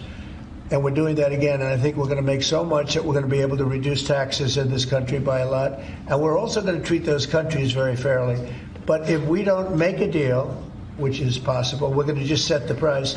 Because you remember, they have to come in, they want to come in here, and they want to do business with the United States. So we want to set a fair price, and we'll do that. We're going to be very fair, but we'll set a fair price, and then they can make a determination as to whether or not they want to do business with the United States. And I think most of them will, and I think we're going to treat them very fairly. Were you worried about what the 145% tariffs were doing to small businesses here in the U.S.? Is that why you're bringing it down? No. I haven't brought it down. I haven't brought it still 145. I haven't brought it down. I said it's a high tariff. It is a high tariff, but I haven't brought it down. It basically means China's not doing any business with us, essentially, because it's a very high number. So when you add that to the price of a product, a lot of those products aren't going to sell. But China's not doing any business. They were doing $1.1 trillion. Think of that, $1.1 trillion. You know what that is? And it was just very unfair to us. And we were doing very little, relatively very little with them. It was very one-sided. But we get along. I get along very well with President Xi, and I hope we can make a deal. Otherwise, we'll set a price, and hopefully they'll come here and they'll contribute. And if they don't, that's okay. So on your trip to Rome, there's a lot of leaders attending the Pope's funeral who also said they'd like to meet with you while you're there. Do you have any meetings set up? Yes, I do. I have a lot of meetings set up. I don't know if I can do it. Do you want to help me out, fellas? I got a lot of meetings. I got every leader in the world, which tells you that we have a good product. It's called the United States of America, and it's great. And If only Americans can understand how valuable America is, you would understand that America has the edge, even against China, Russia. I don't care. Even if you merge both of them together, the United States is still superior because the United States consumes a lot. Okay? This is the biggest market. Every country sells to the United States. Every country wants to sell to the United States. They can say, you know what? We're going to find somebody else to sell to. But nobody consumes like the United States. So we might as well become the highest manufacturing country as well, because we're like the largest consuming country as of now. And just like couple of decades ago, we were producing more than China was. Now they are producing more than the United States. And these people know about it better than anybody in this room. But we have a great place, and it should be a lot greater. And that's what we're going to do. We're going to make it greater than ever before. It's very simple. Who are you going to be meeting with, President Zelensky? Well, I have a lot of meetings set up, yeah. And are you bringing anyone with you in the U.S. delegation to the funeral, like Secretary Rubio or a former president? We have a couple of people coming. We'll announce it probably this evening or tomorrow. First Lady's going, and some people are coming with me from staff. But we'll have a number of people going. I'm sure it's going to be a beautiful ceremony. Okay? I had one on Ukraine, but I wanted to ask you one about veterans since they are here today, and thank you for your service and sacrifice. I wanted to ask you about the cuts that have been made, including with the VA. Can you assure that veterans like these men here, those that have been suffering from mental health issues or burn pits, for example, will be taken care of? Yeah, very much so. In fact, they will tell you it's been better with me than any president in history. We had a 92% approval rating, which is unheard of, up 50 points from the previous administration in my first 4 years, and we're doing better now. And in fact, now they have something, the call-in doctor stuff, where it's really become, modernized and great. We don't have to go and travel sometimes long distances to get to a clinic or get to the VA. And I just heard this morning, I was listening to Doug Collins, who's the secretary. He was being interviewed, and the numbers are incredible. The approval ratings are the highest I've never heard numbers like this. It's better than the first 4 years. So no, there's no group of people more important than the people in this room. And I'm not talking about the media. I'm talking about these people right here. There's no group, and they're going to be taken really well care of. That's very important to me. And on the war in Ukraine, are you going to be meeting with President Zelensky? He's asked to meet with you this weekend. Will you be meeting with him? I don't know. I don't know that he's going to the funeral or not, but I just hope he gets this thing solved, because we're losing about, think of this, 5,000. I was saying 2,500, and everyone was telling me that's low. 5,000 soldiers are being killed every week. Approximately. Think of that. Every week, 5,000 soldiers, but let's say from 3,000 to 5,000 are being killed. They're Russian and Ukrainian. They're not Americans, but they're Russian, but they're people. And they're humans. They're human beings. They have families. They wave goodbye to their son, and then they get a call that the son's no longer there. It's a vicious war. And if I can help solve it, we're not losing our soldiers, but we're losing soldiers, a lot of people. And if I can solve it because of a certain ability, that would be great. And if it doesn't happen, I will say that I think Russia is ready. And a lot of people said Russia wanted to go for the whole thing. And I think we have a deal with Russia. We have to get a deal with Zelensky. And I hope that Zelensky, I thought it might be easier to deal with Zelensky. So far, it's been harder. But that's okay. It's all right. But I think we have a deal with both. I hope they do it, because I'm looking to save. And, we spend a lot of money, but this is about a lot of humanity. This is the worst. I get the pictures, the satellite pictures. I've never seen anything like it, of the fields after some of these battles. It's horrible that it's going for nothing. We would have never had this problem. You would have never had that war if I were president. I guarantee you that. And for 4 years, you didn't have it. Are you going to meet with Vladimir Putin? Are you going to meet with Vladimir Putin in Saudi Arabia? It's possible, but most likely not. I think we'll meet with him shortly thereafter. What is Mr. Wickoff going to present to the Federal Reserve Chairman Jerome Powell, during the Biden administration in the campaign, with inflation raging, he lowered interest rates 2 times. That's right. Now, with 2 consecutive months of inflation being down, all economic theory you learned in the 8th grade says it's time to cut rates when inflation is down. You're right. He's not done that. Have you had any direct conversation with him? No, I haven't. I haven't called him. I might call him. I haven't called him, but I believe he's making a mistake by not lowering interest rates. And I think as well as we're doing, we'd do much better. He's keeping rates too high. He historically has been late, except when it came to Biden. He was recommended by a certain person that I'm not particularly happy with. but he will hopefully do the right thing. The right thing is to lower interest rates, so we'll see what happens. I think we're sitting on something that's going to be very good. With all the tariff money starting to come in, our country is going to be doing really well, and hopefully we don't have inflation. Groceries are down. When I first came in, you people were there. They hit me with the first day that I was president. Somebody started screaming at me that eggs are up. I said, I just got here. And in the first week, they were going crazy. You remember that, Linda? Yes. They were going crazy. They're saying, egg prices are too. I said, I'm here for 1 week. Just leave me alone. This is the fake news media. And I said, what can I tell you? But Brooke Rollins, our Secretary of Agriculture, and a group working with her have done an amazing job. And egg prices have gone down 87%. Energy now is down $65 a barrel. They have some energy selling gasoline for less than $2 in a couple of states. Alabama, a couple of great states, but all over the country, it's way down from what it was 6 months ago, 3 months ago. And that has a lot to do with the war. When Biden allowed energy to skyrocket, it just skyrocketed. It was out of control. Russia made a lot more money.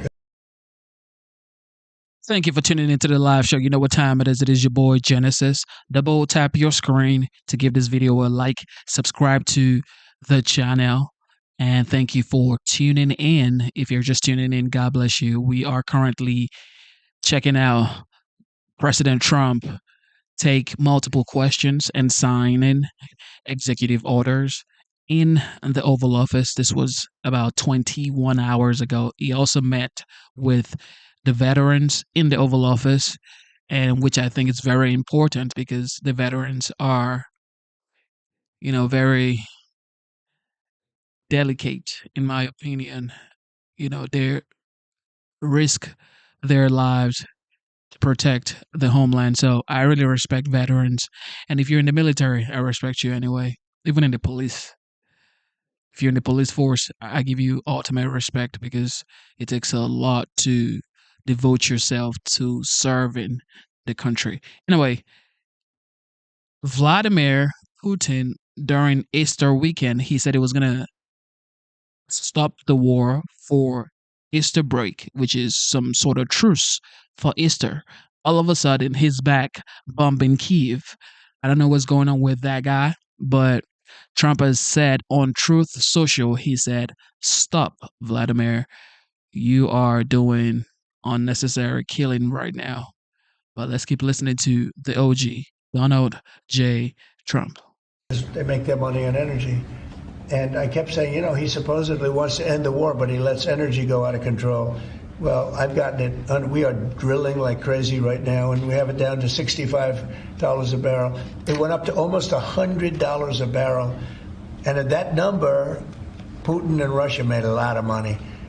So I think one of the reasons, I think he has a certain respect for me, but one of the big reasons is oil prices are down. I think this is a good time to get the war settled. Thank you. Thank you. One more question. Thank you for that question. For those of us that live here in the district, you said when you came in you were going to make Washington, D.C. great again. Right.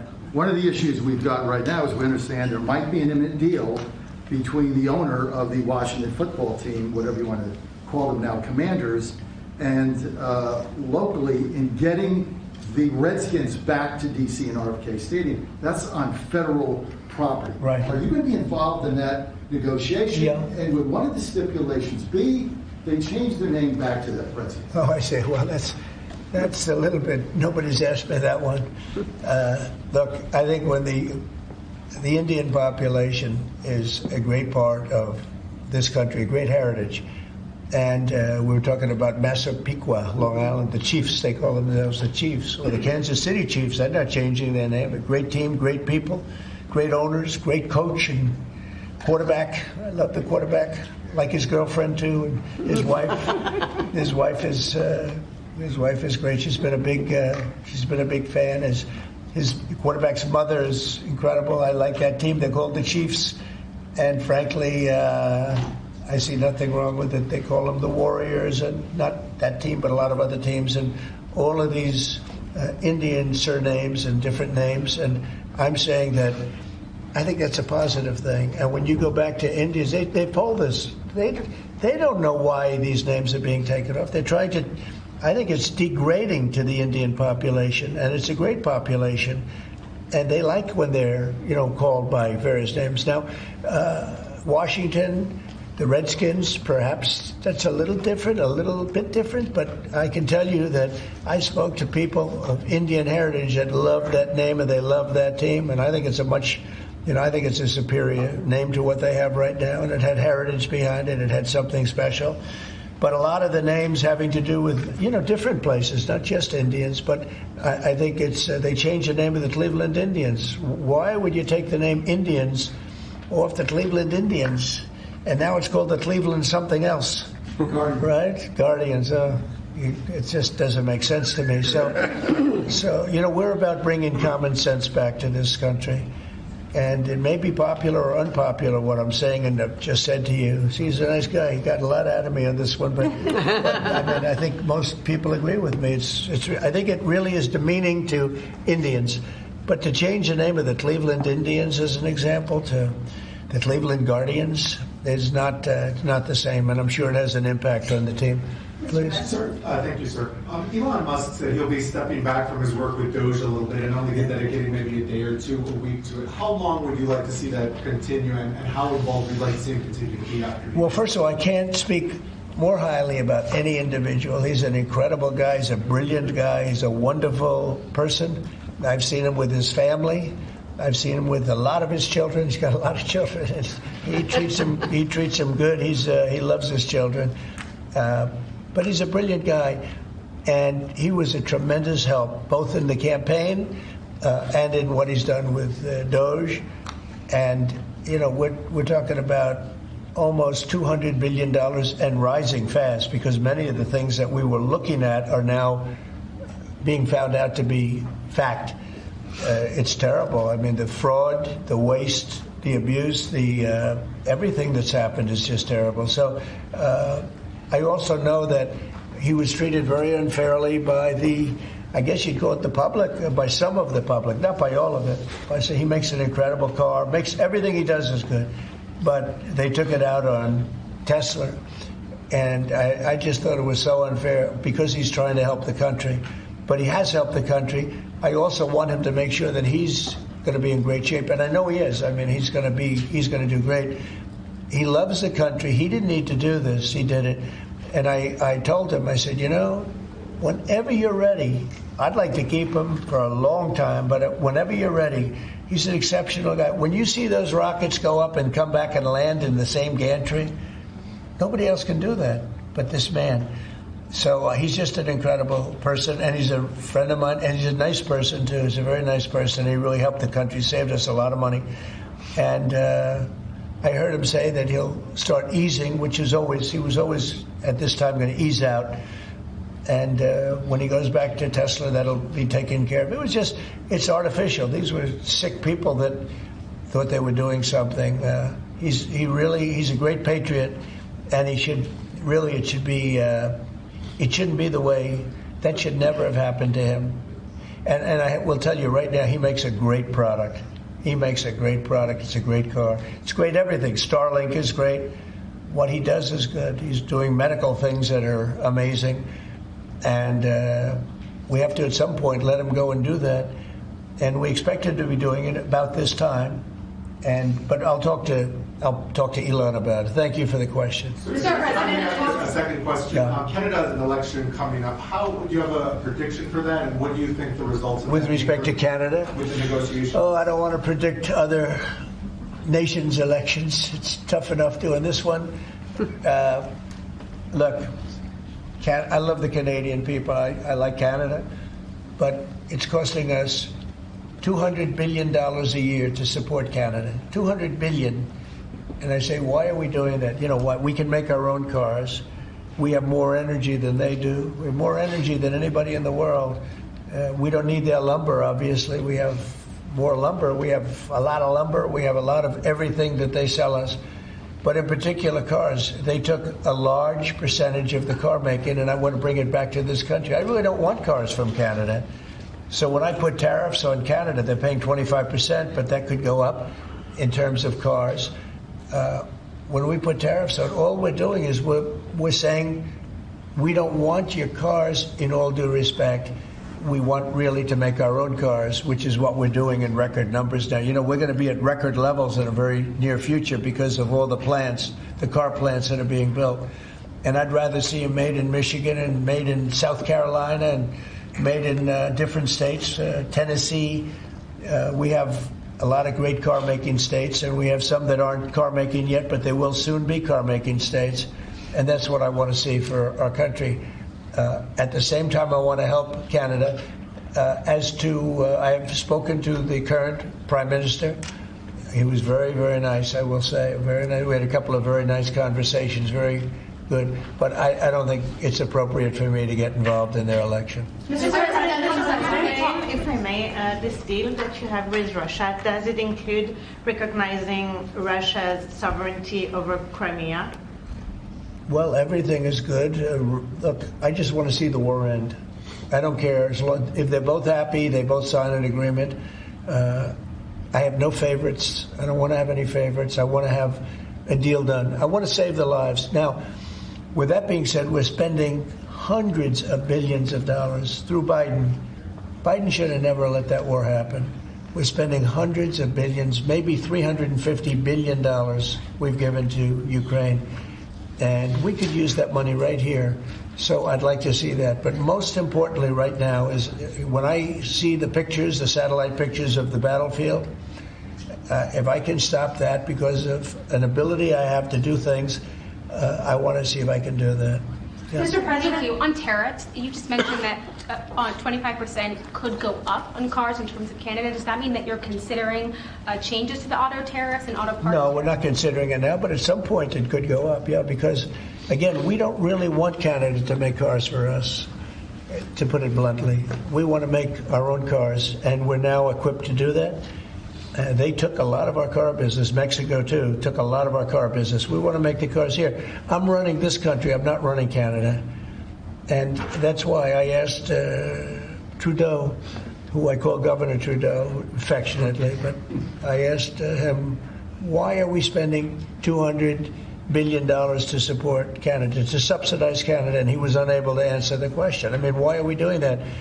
And I have to be honest, as a state, it works great. As a nation, considering the fact that most of the nation, 95% of Canada, what they do is they buy from us and they sell to us. They sell to us.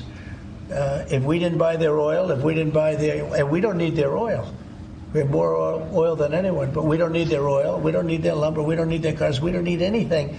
So I said, why are we doing this? Why are we spending $200 billion? It doesn't make sense. If we needed something, that would be a different subject. So I'm working well with Canada. We're doing very well. We're working on a deal. We'll see what happens. But again, why, representing this country, why are we spending $200 billion to support and subsidize another country? Because if they didn't have us, and if we didn't spend that money, as Trudeau told me, they would cease to exist. He said that to me. They would cease to exist, which is true, certainly as a country. And then on tourism, there's been a steep drop-off in international travel to the United States. It was down 12% last month, down even more from Western Europe. Why do you think that there are fewer people suddenly who want to travel to the United States? Well, there could be a little, there's a little nationalism there, I guess, perhaps. It's not a big deal, but, with the dollar being where it is, because, China would always fight for having a low dollar. Japan would always fight for having a low dollar, meaning a low yen, or in the case of China, the yuan. They'd always want to have, I'd speak to President Xi a lot. I'd say it's unfair that your yuan is so low. I'd call up a great man, Prime Minister Abe, great man, Shinzo, who was unfortunately assassinated. And I used to tell you, he was a good friend of mine. I used to say, Shinzo, you can't let your yen go down. It makes it very hard for us to sell tractors. It makes it very hard for us to get tourism. And our dollar is a little bit on the low side. And that means that a lot of tourism is going to come in. But I could see a little bit nationalism at work, and I can see it likewise with us not wanting to go to certain countries. But that will work out very Do easily. you think some people are scared to come here because they hear the stories of tourists who are detained for a few days No. or even a week or two? No, we treat our tourists great. We're the tourism capital of the world. There's no place like this. And there may be a little bit of nationalism, but I doubt it. I actually doubt it. Yeah. Mr. President, has there been any direct contact between the U.S. and China for trade at all? Yeah, of course. And Every day. every day. And then secondly, would you support a millionaire tax? I think it would be very disruptive because a lot of the millionaires would leave the country. You know, the old days, they left states. They go from one state to the other. Now with transportation so quick and so easy, they leave countries. You'll lose a lot of money if you do that. That would, and other countries that have done it have lost a lot of people. They lose their wealthy people. That would be bad because the wealthy people pay the tax. Okay? So how did the talks today go in London? Do you think that the asks from Ukraine and I think they went well. I mean, you know, we got to get two strong people, two smart people to agree. And as soon as they agree, the killing will stop. But yeah, I think they went well, pretty well. Mr. President, we understand that your economic team, many of them are here today, J.D. Vance, has negotiated what's been called a monster trade deal with India, like biggest one ever. Can you share with us what some of the framework of that might be? You said England. India. India? India. Oh. Muslim. They're not very complicated, these deals. It's about the tariffs. India charges almost more than any other country in the world. And believe it or not, we do very little business with India, other than the fact that I like the Prime Minister very much. He's a friend of mine. He was here 2 weeks ago, as you know. And we stood right outside, did a news conference. Unfortunately, the grass was very wet. And it was very hard for people to stand on the grass. They got their shoes all ruined. But other than that, it was a very good news conference. And he's a great guy. But we do very little business. You know why? Because their tariffs are so high. They have among the highest tariffs, higher than China. They have among the highest tariffs in the world. And I understand they're going to reduce those tariffs. But it's really sort of their problem, not ours. We do very, very little purchasing in India because and selling. We do very little selling. I mean, Harley Davidson, I said, how are you doing in India? This is about 6 years ago. They came to lunch as a great American company. They make the motorcycles. And I said, how are you doing in India, as an example? Well, we don't do any business there. Why? Because the tariffs are too high. I said, that's interesting. Well, what are you going to do? He said, well, we're going to build a plant in India. And that's what they did. I don't want that to happen. They were forced to build a plant. Well, essentially what we're doing is the same thing. Remember, there's no tariff when they build their plant here. And everybody wants to build because they don't want to. And the higher the tariffs go, the more likely it is they come in and build a plant. You know, I mean, if it's 25%, that's fine. If it's 50%, you'll get more plants. 75, you get more. At 100, you get more than that. And they're all coming in at numbers that I don't think, Howard, there's ever been numbers like we've seen. Never. $7-8 trillion worth in 2 months. Because it took me a month to get started, in all fairness. But in 2 months, we did this. And now we're coming up on 100 days, first 100 days, and I think we're going to be close to $8 trillion. There was never any president that did even a tiny percentage of that. Okay, any other questions? Sure. We're going to have a deal signed, one of the deals signed by your 100-day mark, and China is saying that you were threatening and blackmailing them into a deal. What would be your response? Well, I mean, China, look, I have great relationships in China, and with President Xi in particular, but China has been charging us massive tariffs for many years. That's one of the reasons they were able to steal so many of our companies. They took our companies out of America, and they built their plants in China. And one of those things, so now we're reversing it, but at levels that nobody's ever seen before. No, we're going to get along great with China. I have no doubt about it. Thank you very much, everybody. Thank you. Thank you for tuning into the live show. You know what time it is. It is your boy Genesis. Of course, Pete Hegseth has some situation going on. Let's see.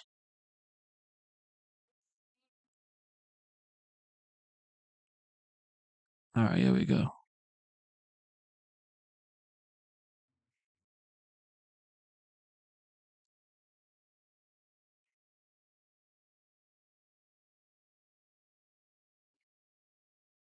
Is telling CNN that Defense Secretary Pete Hegseth is in, quote, full back against the wall mode. So let's take a little month-long walk down memory lane. Signalgate kicked off March 24th. There were fired officials, a damning op-ed from the former Pentagon spokesperson John Olyott, revelations of a second Signal group chat where Hegseth shared military plans with his wife, brother, and lawyer, and new CNN reporting today on his wife's prominent role at the Pentagon. Hegseth says everything's going great. It's a lot of change very quickly. Now, as you may have noticed, the media likes to call it chaos. We call it overdue. How are the men and women responding to this call? Well, I can tell you personally, it's going better than we could have ever expected. Just to be clear, it was John Olyott, the OG Trump supporter back in 2016, who was until recently working for Pete Hegseth, who says that there's chaos at the Pentagon, not just the media. But anyway, in a sign that all may not be well for Hegseth in Trump world, CNN is reporting the president has been soliciting feedback from the people around him about Hegseth.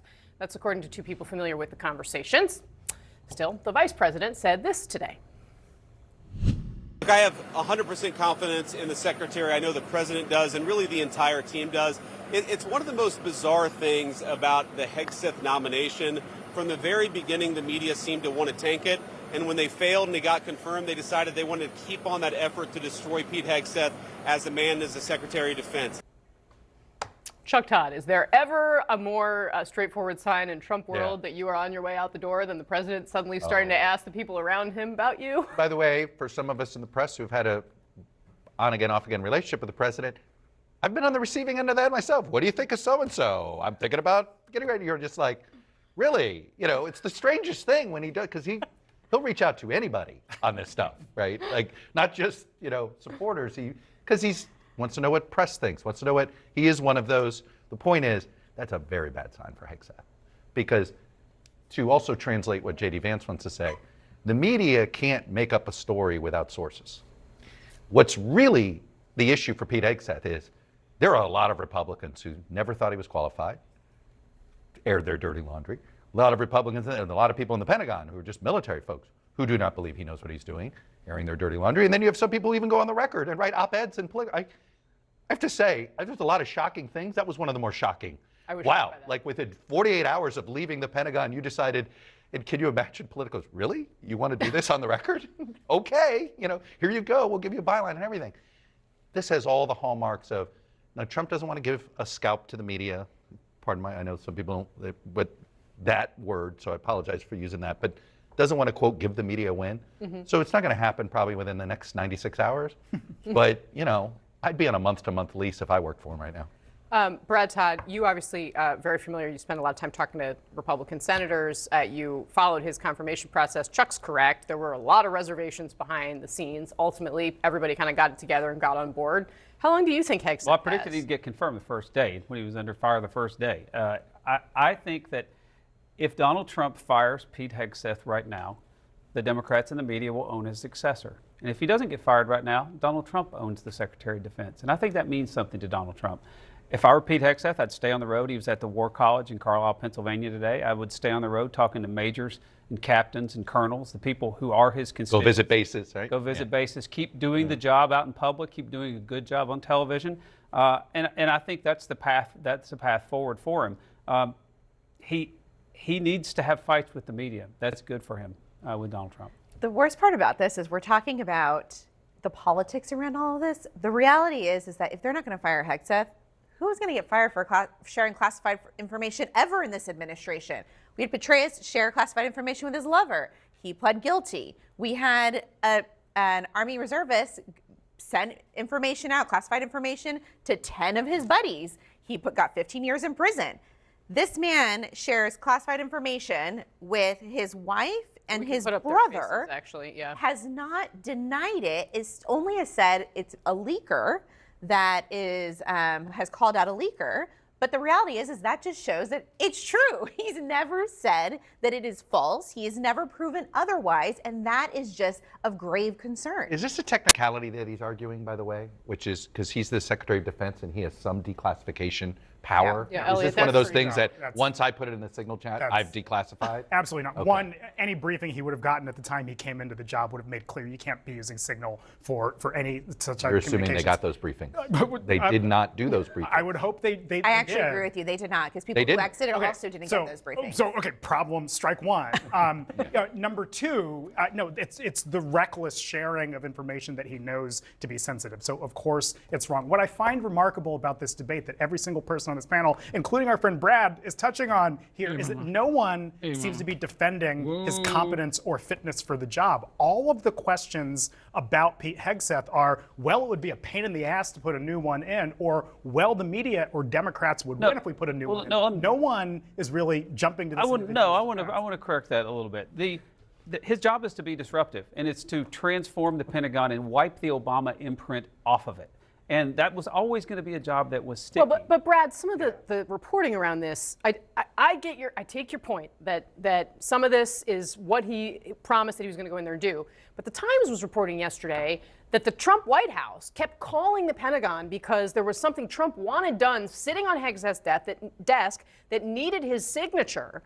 And the incompetence in his office was so high that nobody could get him to put pen to paper and sign the dang thing. He doesn't have a chief of staff. At least I believe as of right now, the Pentagon literally does not have someone running the office of the Secretary of Defense. That is just basic malpractice for running. It just seems like it's going beyond the disruption that you're talking about. Well, he needs to disrupt competently, that's for sure.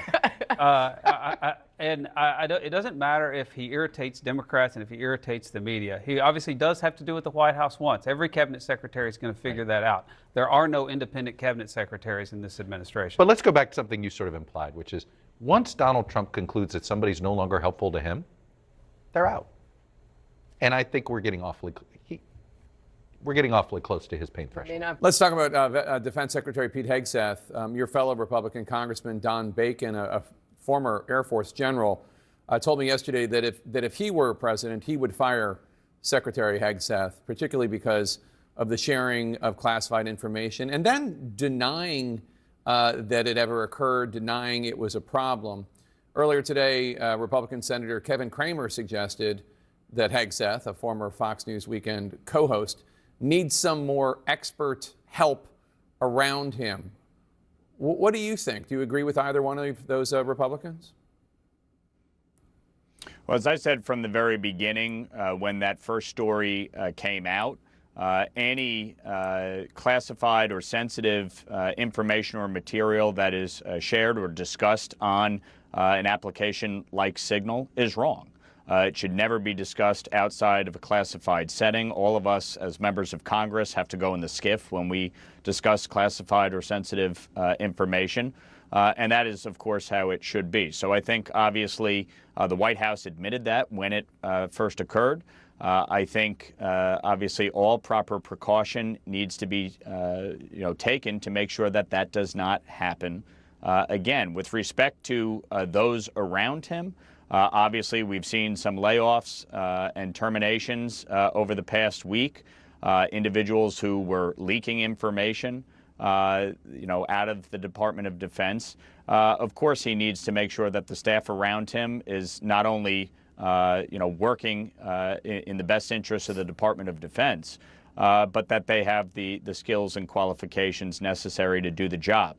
When I look at the Defense Department and thus far the actions that have been taken by the department with respect to missions like in Yemen, they've gone very well. And I think that speaks, of course, to the strength of our military and our military professionals. And we need to continue to make sure that the resources and support are there to execute the missions properly. To be clear, none of the individuals fired have been proven to have leaked anything. The only person we know who has sent out sensitive information that reached people not authorized to get it is Secretary Hegseth.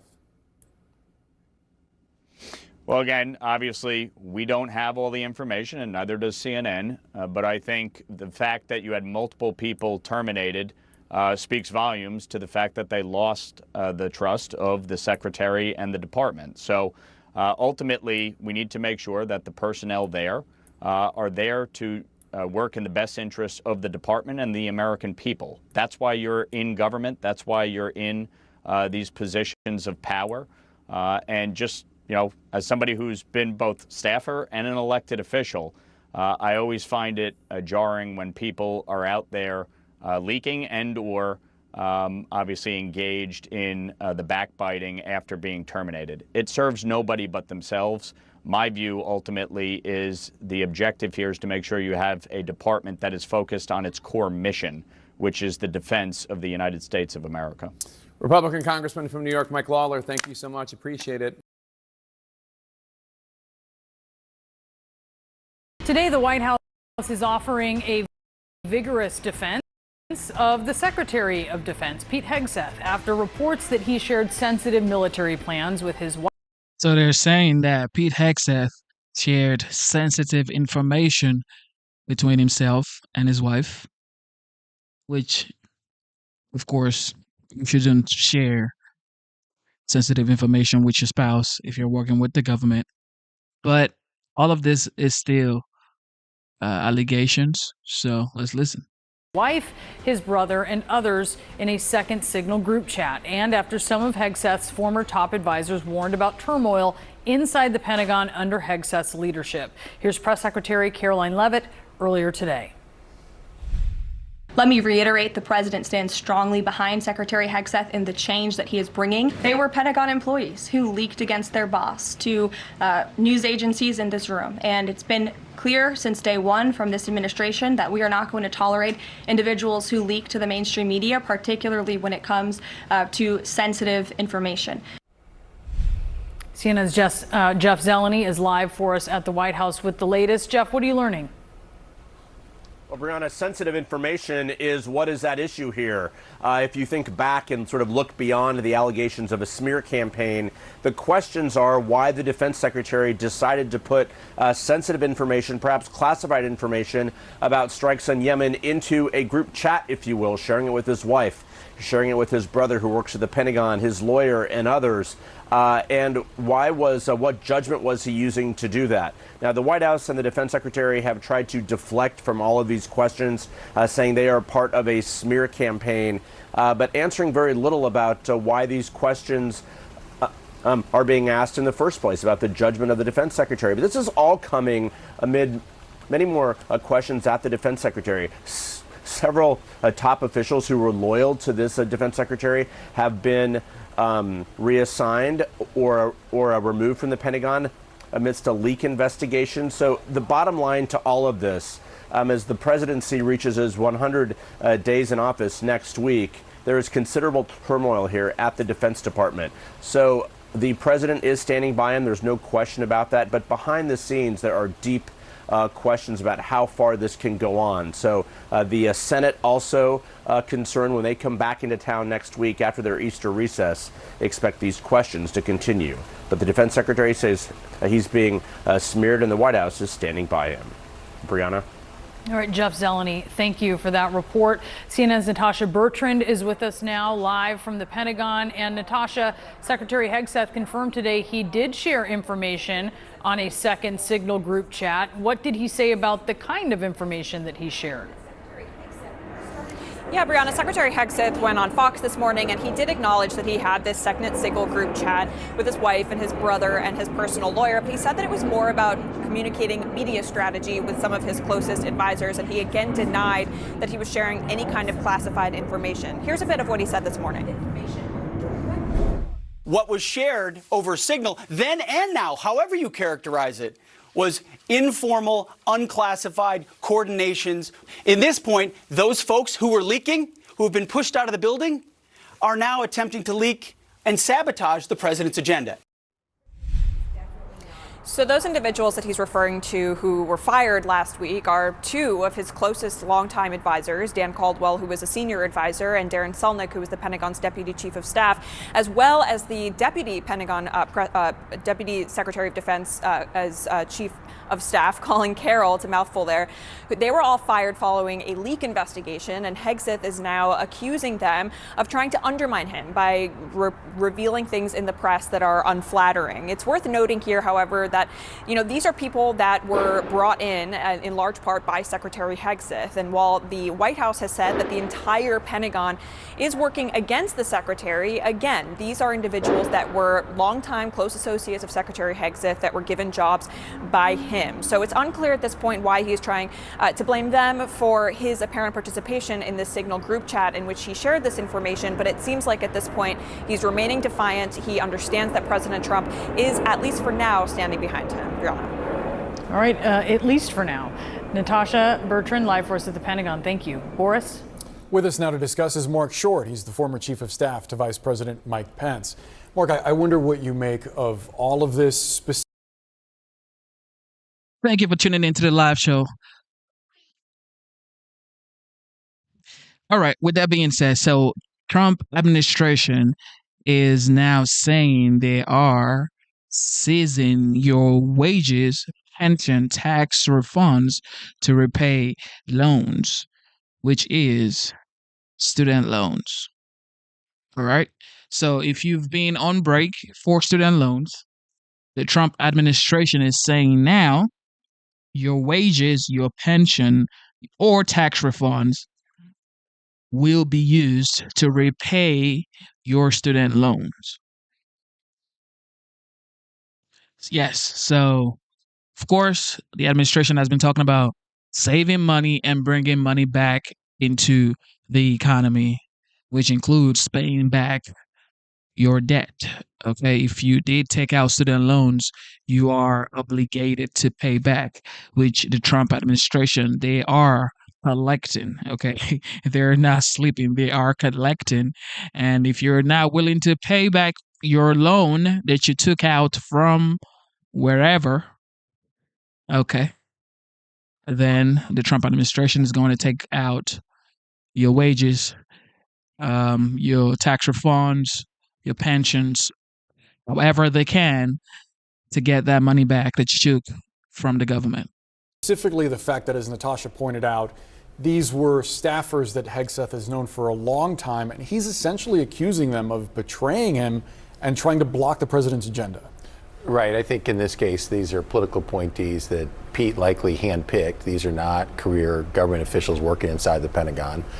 For the life of me, Boris, I don't understand why they haven't simply said, look, this was a mistake. We put in protocols to make sure this doesn't happen again, and allows them to move on. I think there's probably a lot of things the White House would rather be talking about, like recruitment being up, the airstrikes against the Houthis going well. There are things that they could be actually promoting that's happening over at the Pentagon, but as long as they're trying to have an argument of whether this was really classified or not classified, the story's just going to keep going.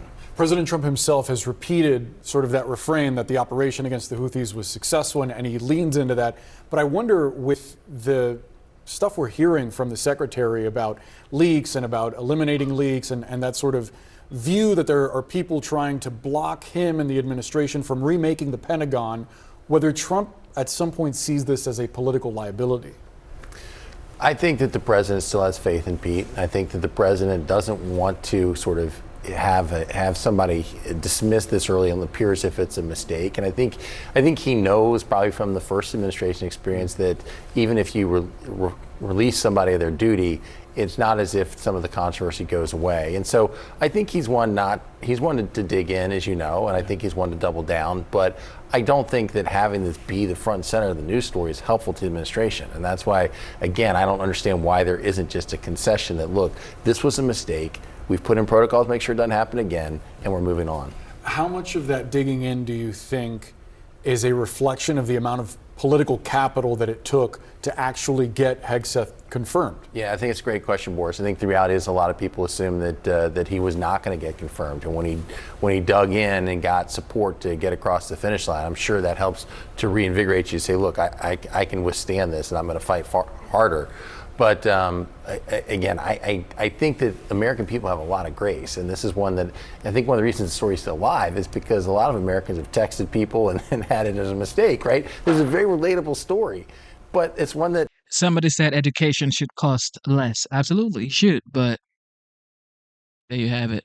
you don't want to see the leader of the Defense Department texting or sending via signal of war plans. And so I think that for a lot of Americans, it's like, we can understand, but just admit it's a mistake, and we put in protocols so it won't happen again. To your point, I don't think a lot of Americans have access to the kinds of information that he does. Yeah, well, and that's why they understand. It's like, I'm not in a position of making that sort of a mistake. They've made the same mistake of texting something they shouldn't have texted to the wrong person, but nothing, like you said, war plans. What is your view of his strategy, his media strategy, taking on this very animated approach and going on Fox News and sort of making this about the enemies of Donald Trump, the enemies of the administration?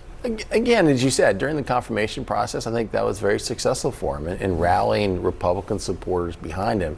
I'm not sure that it's great to have the Secretary of Defense, there with the Easter Bunny at the White House egg roll as the venue for having some of these defense. But look, I've said what I think should be their proper protocol to get this behind them. Do you think that might be the approach we'll see moving forward?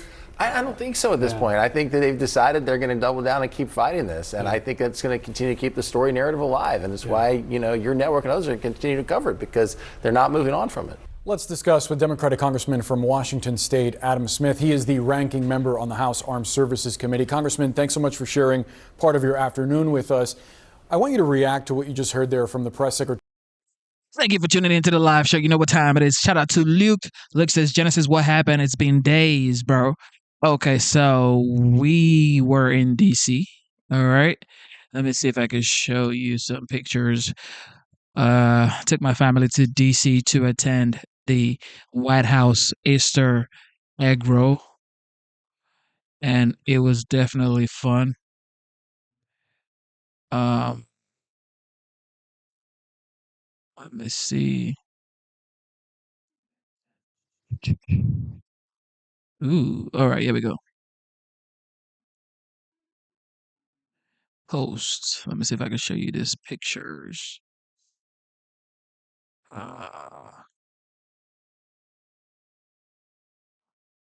Let me see. I'd like to show you guys the pictures. Okay, I should be able to upload like a video, an actual video of, me and my family, the White House. But I have to get it off the camera. Okay, I gotta get it off the camera. Here we go. Here's the picture. Oh man, are you gonna come up or not? Okay, boom. This is the White House Easter egg roll at the White House, of course. This is me, of course. That's my daughter, and that is my mother-in-law. And let me see. For some reason, this wouldn't I can't click on this. Let me see. Interact. It's not coming up, yo. Yeah, I wanted to show you guys more photos. Let me see if I can show you from my Instagram.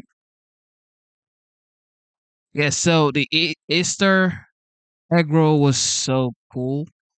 It was so cool. Of course, Trump came out there. He came outside to dance. Of course, he was dancing, and it was fun though. Let me see. There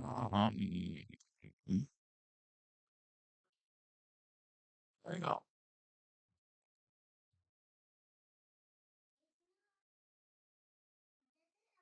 There we go.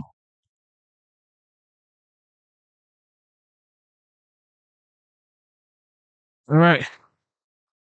Hopefully this works. Hopefully this works. Now, I saw some things that I was saying I was gonna tell my audience. So, in front of the White House, like in front of the White House, literally in front of the White House, ladies and gentlemen, we have tent. Okay. There are tent in front of the White House. And I'm thinking to myself, why would there be a tent in front? That's my daughter. This is the White House, Easter egg roll. They had kitty stuff there where, you know, you could call her, make cookies and stuff. And here she was getting some soil from a worker in the White House where they had to plant carrots and some other fruits. And that's my daughter and my mother-in-law. And what else? Let me see. Of course, that is a fountain inside the White House. That's me and my daughter, the White House. And if you guys don't follow me on Instagram, go follow me on Instagram. It is the same thing, Genesis Madhouse. So yes, that's why I haven't been here. Shout out to Luke. Luke was like, "Yo, why haven't you been here for days, bro?" This is why we were in DC. I wanted to stream in DC, like at the White House, but for some reason the internet was so slow. And of course, I got a 5-year-old daughter who does the most. Okay, she does the most. So I was more concerned about spending quality time with my family than streaming. So yeah, with that being said, it was fun. It was a lot of fun. And they also had military writings here where you can write things about your military family members. It was absolutely wonderful. And we got gifts as well. So here is a bag we got from the White House. Boom. And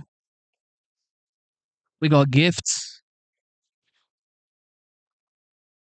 Hershey's chocolate, but signed it's signed candy from the White House. You can see the presidential seal right here, and of course Trump's signature is right here. And these were given to the kids and the adults, of course. And let me show you more. And of course we got some of these.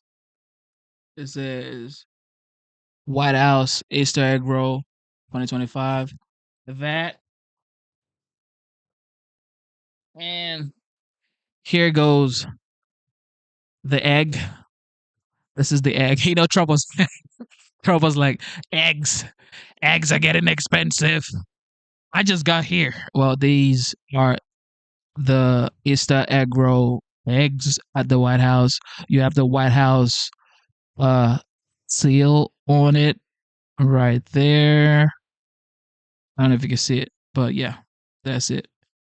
And of course it has Trump's signature at the back as well. So yes, that is why I wasn't here.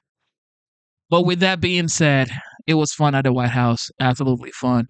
But like I was talking about, there was a tent in front of the White House. I'm thinking, why is there a homeless tent in front of the White House? You know, and that right there is not good. Okay, that shouldn't be. There shouldn't be tent in front of the White House. This is the house that represents the United States.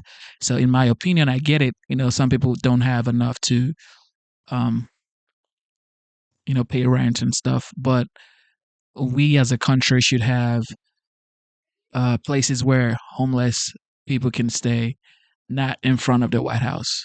Okay. Yes. I'm gonna keep going on to the next. Vladimir Putin. Okay.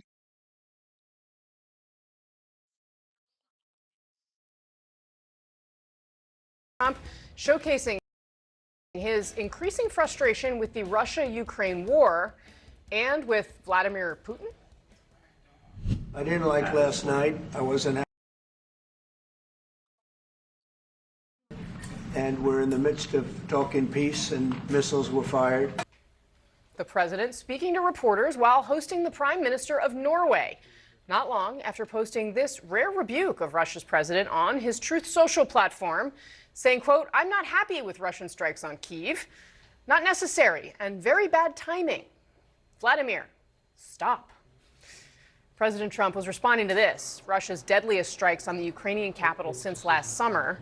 The attack underscoring the administration's failure to secure a peace agreement between Moscow and Kyiv, as the president is on the brink of marking his first 100 days in office. Remember, he said he'd end the war in just 24 hours. You don't know what pressure I'm putting on Russia. They're dealing. You have no idea what pressure I'm putting on Russia. We're putting a lot of pressure. A lot of pressure? We do know that President Trump has put a lot of pressure on Ukrainian President Volodymyr Zelensky, beginning with their famous shouting match in the Oval Office 2 months ago and continuing yesterday when the president accused Zelensky of prolonging the war by not agreeing to a U.S. peace proposal. So, what pressure is the president putting on Putin? He says he's holding off for now on any new sanctions against Russia, and when asked if Putin has made any actual concessions, this was the president's response. Stopping the war, taking the whole country. Pretty big concession. 90. This guy has been in the Oval Office for 94 days. 94 days, ladies and gentlemen. It's not even up to 100 days yet because he was inaugurated on January 20th. Today is the 24th of April. So February, March, April. 90 days plus 4, 94 days. And we already have the liberals crying. Stopping taking the whole country is a pretty big concession. Let's get straight to CNN's Jeff Zeleny. He is live for us now at the White House. So, Jeff, you were in the Oval Office today, and you actually asked the president about that Truth Social post and Vladimir Putin. What did he say? Well, Casey, it was pretty striking that the president actually called out Vladimir Putin by name in a Truth Social post this morning, saying, Vladimir, stop. So we asked the president sort of what led to that more personal level of appeal, if you will. And it was the overnight bombing. I mean, the president was pretty clear there when he answered our question. He did not like what he saw and asked, if there'd be more sanctions or what the plans were. Will the administration walk away? What will they do? He said, ask me in a week. So now we have a bit of a timeline here. I wouldn't call it a deadline, but I think a timeline for next steps. Look, there's no doubt this is been a very frustrating episode for this president who clearly underestimated how difficult it would be to try and negotiate some type of a ceasefire. Now, he said he has no allegiance to either side. That's very much an open question because that has been one of the underpinnings of all of this. So the deal that they're asking Ukraine to sign on to is seen very favorably toward Russia in many respects. Of course, Russia would not see it like that. But look, the bottom line to this, the president is very, I think, wise to the fact that some of his critics believe he's been played by Vladimir Putin. He, of course, would not say that or agree to that, but that is what it's beginning to look like here. So at the end of this all, what has this gotten? Has there been any progress at all? It certainly doesn't seem like it. But the Secretary of State, Marco Rubio, was also in the Oval Office today, and he said, look, the only person trying to make peace is the president here. So that is going to be a stain on his legacy and an unachieved. Isn't it just wild that the people who wants peace don't even live in Russia or Ukraine? Americans are talking about peace for Ukrainians and Russians. If you guys don't want peace, then I don't know. Some people are saying, well, talk to Vladimir Putin. He started all of this stuff. Doesn't matter who started all of this stuff. People are dying. Yes. So the only rational thing is, who cares who started? Just end the freaking war already. Goal if he does not reach that. And of course, it is not looking like it's heading in the right direction, Casey. Yeah, the question, though, about peace is at what cost? Jeff Zeleny, thank you very much for that report. Our panel joins us now. CNN political and national security analyst David Sanger's here. CNN senior political analyst Ron Brownstein is live in person from the West Coast. Indeed. It's great to have you for the first time in the arena. CNN political commentator Xochitl Hinojosa and former chief of staff to Vice President Mike Pence, Mark Short, is with us. Thank you all for being here. Really appreciate it. David Sanger, I want to start with you on this because obviously, what the president is saying in public, saying stop Vladimir, something relatively unusual. But when you actually ask him the brass tacks of, what concessions has Russia made here, his answer to that question is pretty stunning for anyone who has been trying to support Ukraine for however many years. Help us understand how we should be understanding this. So there are three remarkable things in his answers today. First, stop Vladimir is something you say in a policy difference. It's not something you say after they've just done a missile attack on civilians that killed 9 people 2 days after you've just dismantled this. Except his number one priority is America, not Russia, not Ukrainians, okay? His number one priority is America, all right? And Americans. So whatever y'all are talking about, I mean, it counts, but still, the people here are the number one priority, not Russians or Ukrainians. System that is being used by the United States to track war crimes and prosecute them. Okay, so that's number one. And attacking civilians is high up on the list. And those groups that he dismantled were looking at things like the Russian killings in Bucha. The second remarkable part of this is saying we're going to, under this proposal, have the United States recognize that Crimea, which was taken in 7 years before the war broke out in 2014, is actually now Russian territory. It has not only been the policy of the United States never to recognize this because it was basically invaded, but it was the policy of Mike Pompeo, who gave a very impassioned account when he was Secretary of State in the first term about why the United States should never do this. And it was the subject of an amendment introduced in the Senate by Marco Rubio, who was sitting right there, who basically made this case. Third remarkable thing that comes out of this is he says he's put pressure on Vladimir Putin. Well, so far he has given Vladimir Putin, without negotiations really starting, that Ukraine will never enter NATO, and given him all of this territory. So what exactly have they demanded of Putin? We haven't so far heard one thing. Yeah, well, and to read a little bit more from the reporting you had about Marco Rubio, you note in your recent story in the Times that just 3 years ago, Rubio, who was then a senator, now chief of state, Secretary of State, co-sponsored that amendment. And at the time, he said this, quote, "The United States cannot recognize Putin's claims, or we risk establishing a dangerous precedent for the other authoritarian regimes, like the Chinese Communist Party, to imitate," he said at the time. This, of course, an allusion to Taiwan. The stakes here are much bigger than just Russia and Ukraine. Absolutely. The fundamental rule since the end of World War II is the international system comes down on you if you try to rewrite national borders by force. That's exactly what Russia did. It's why the president didn't want to say who was responsible for the war. And now he's basically saying we're going to forget about that rule. Yeah, I kind of feel watching this, beware of what you wish for. I mean, President Trump is pressuring Ukraine into a settlement that, as David is saying, gives Russia essentially everything it wants. The one thing Russia is agreeing to do is not dismember the entire country, which it's not clear at all that they could do anyway, right? And leaving Ukraine in a position where they are fundamentally weak and exposed to further Russian aggression. Think about Kabul in 2021 and what it did to Joe Biden. Donald Trump may think he can walk away from this and allow it to get really bad for Ukraine and have no consequences. Americans, may be divided on how much aid they want the U.S. to give. They have no division about who they believe is in the wrong in this war and who they want to see it. And if he creates circumstances that leave Ukraine in an impossible situation, he ultimately may regret it as much as Joe Biden did in the fall of 2021 on the withdrawal from Afghanistan. Yeah. Mark Short, you, of course, served Mike Pence through the first Trump administration. I mean, given what David outlined about where the first Trump administration was on this, I mean, how do you see this?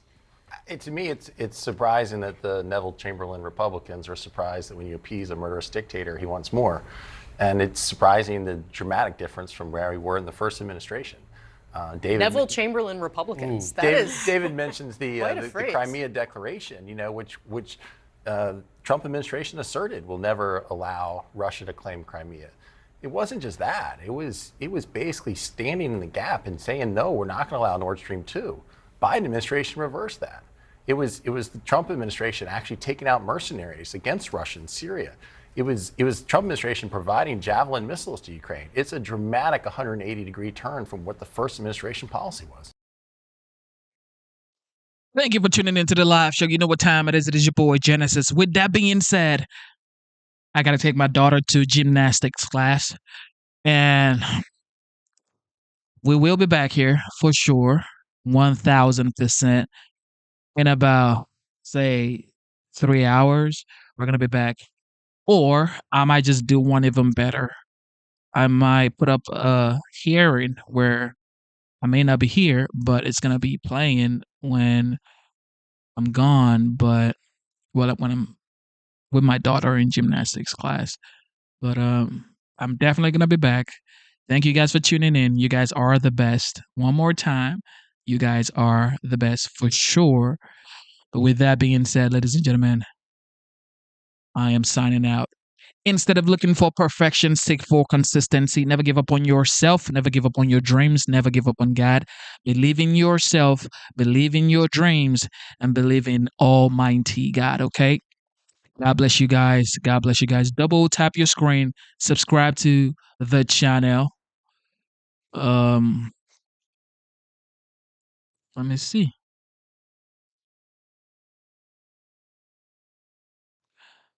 All right, let's end it on this one right here. We're going to end it on a high note. All right, a high note.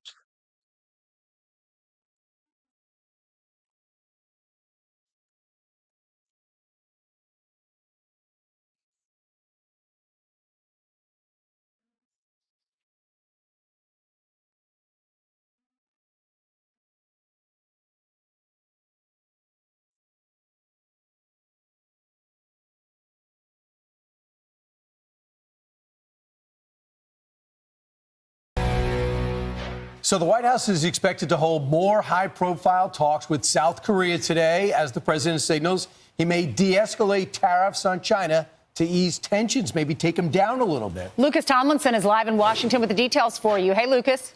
Well, good morning, Steve Ainsley and Brian. Brian, I hope you got some sleep last night after that late night. China signaling it's open to talks, correct, but warned it will not negotiate under continued pressure from the White House. And President Trump threatened to move forward with levying some tariffs on countries in the coming weeks, absent new trade agreements. In the end, I think what's going to happen is we're going to have great deals. And by the way, if we don't have a deal with a company or a country, we're going to set the tariff over the next 2-3 weeks. We'll be setting the number, and we're going to pick, could be for China too, could be for China. As you mentioned off the top, the Wall Street Journal reports the Trump administration is considering slashing its steep tariffs on China by as much as in half in an effort to de-escalate tensions. Treasury Secretary Scott Bessent, however, says Trump has not offered to take down tariffs on China on a unilateral basis. China's current economic model is built on exporting its way out of its economic troubles. It's an unsustainable model that is not only harming China, but the entire world. China needs to change. And here's White House Press Secretary Caroline Leavitt at the White House yesterday. Marriage actually worked because China hasn't made any concessions at all. Have some patience and you will see. A new Fox News poll shows only 33% of voters approve of Trump's tariff plan. More than a majority, 58%, disapprove. And a dozen Democrat-led states have sued the Trump administration over the tariffs, arguing the president does not have the power to impose them. They say only Congress has the power to legislate tariffs. In Article 1, Section 8 of the Constitution, it does say that Congress shall have power to lay and collect duties, taxes, imposts, and excises, guys. That's right, Lucas, but the Republican-led leadership would have to bring about that kind of stuff, and they're not really likely to do that. That's correct. Okay. All right. Good job, sir. Lucas. Thank you, Lucas. A lot of tension in London because I think things are coming to a head. I think you have the Ukrainians, you have the Germans, you have the UK, obviously, then you have the U.S. France, and, France, and the Secretary of State says, I'm not going to go, and Woodcock says, I'm not going to go. He's upset that Zelensky's making a hard stance saying, I'm not going to give up Crimea, and I don't blame him. If things like that happen, and it's hard to imagine Russia backing off the territory that they have, although they've agreed to back out of some areas of Kharkiv, they're never going to acknowledge, it's very typical at the end of conflicts, acknowledge the stolen land, which was literally stolen in 2014, and they expanded it again with an invasion a couple of years later. So you could still have Russia in Crimea and have a deal. But for Zelensky to come out and go, yeah, we're giving up on that, that's never going to happen, even though it could be the end result. Because in the back of their minds, down the line, there might be something where Ukraine gains power or Russia gets a sane leader, and they realize they should not have stolen to begin with. Well, we're going to be talking about that throughout the morning. But going back to what Lucas was talking about internationally, once again, it is good that the president is softening his stance on China, and it makes it sound like something is going to be happening. And that's really good. But you've got to wonder why exactly he's doing that. Keep in mind, what he's doing is really hard, trying to realign global trade balances. And Peter Navarro promised 90 deals in 90 days, and that's really hard to do. That only leaves 11 weeks to get a lot of stuff done. You've got to think that the president probably is looking at the numbers. And Lucas just talked a little bit about a brand new Fox News poll that shows that tariffs are unpopular with the American public. 72% of Americans say that the tariffs are making things more expensive. 55% say they are hurting the economy, and 44% say they are hurting jobs. And when it comes to one other number, when you look at the S&P 500, it has gotten off to the worst start of any presidency going back to 1928, which is when they started keeping records.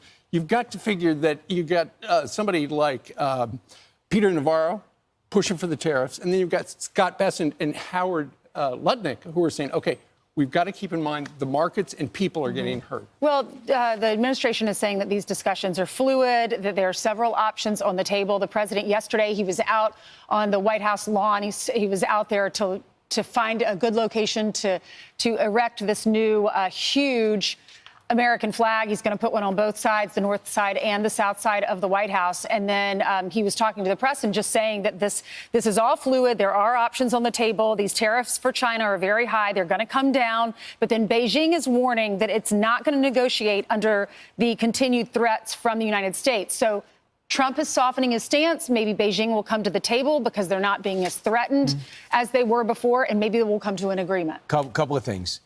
Scott Bessent's all in on. Everybody's feeling the heat, especially smaller businesses, of course. Like I said, on the last stream, I was on the phone with a friend in New York. He does business with some Chinese manufacturers. And he said, you know what? Things are going to be hard, Genesis. You may want to go back to watch that intro. It should be on the last stream. And he said how hard it is for him to get more products from China, because obviously the tariff is making it hard, makes it expensive. So that means he has to pass on that expenses to the consumer. However, the whole purpose of this negotiation, the tariffs and all of this stuff, is to bring back manufacturing into the United States. I feel like most people don't get it, but this is needed. Trump just happened to be strong enough to be the bad guy. That's it. He's strong enough to be the bad guy. And everybody's like, oh, wait. You think we could survive for the next 10, 20 years without bringing manufacturing back to the United States? It's not possible. All right. We had someone who had the balls to bring back manufacturing. So it's all right. You can't do good things without expecting the bad. So that's what's going on right here. But your boy got to go. Thank you for tuning in. God bless you. I will be back here. If you have not subscribed to the channel, subscribe to the channel. And if you need to join the memberships, it is $4.99. Join the memberships. God bless you. It is your boy Genesis, and I am signing out.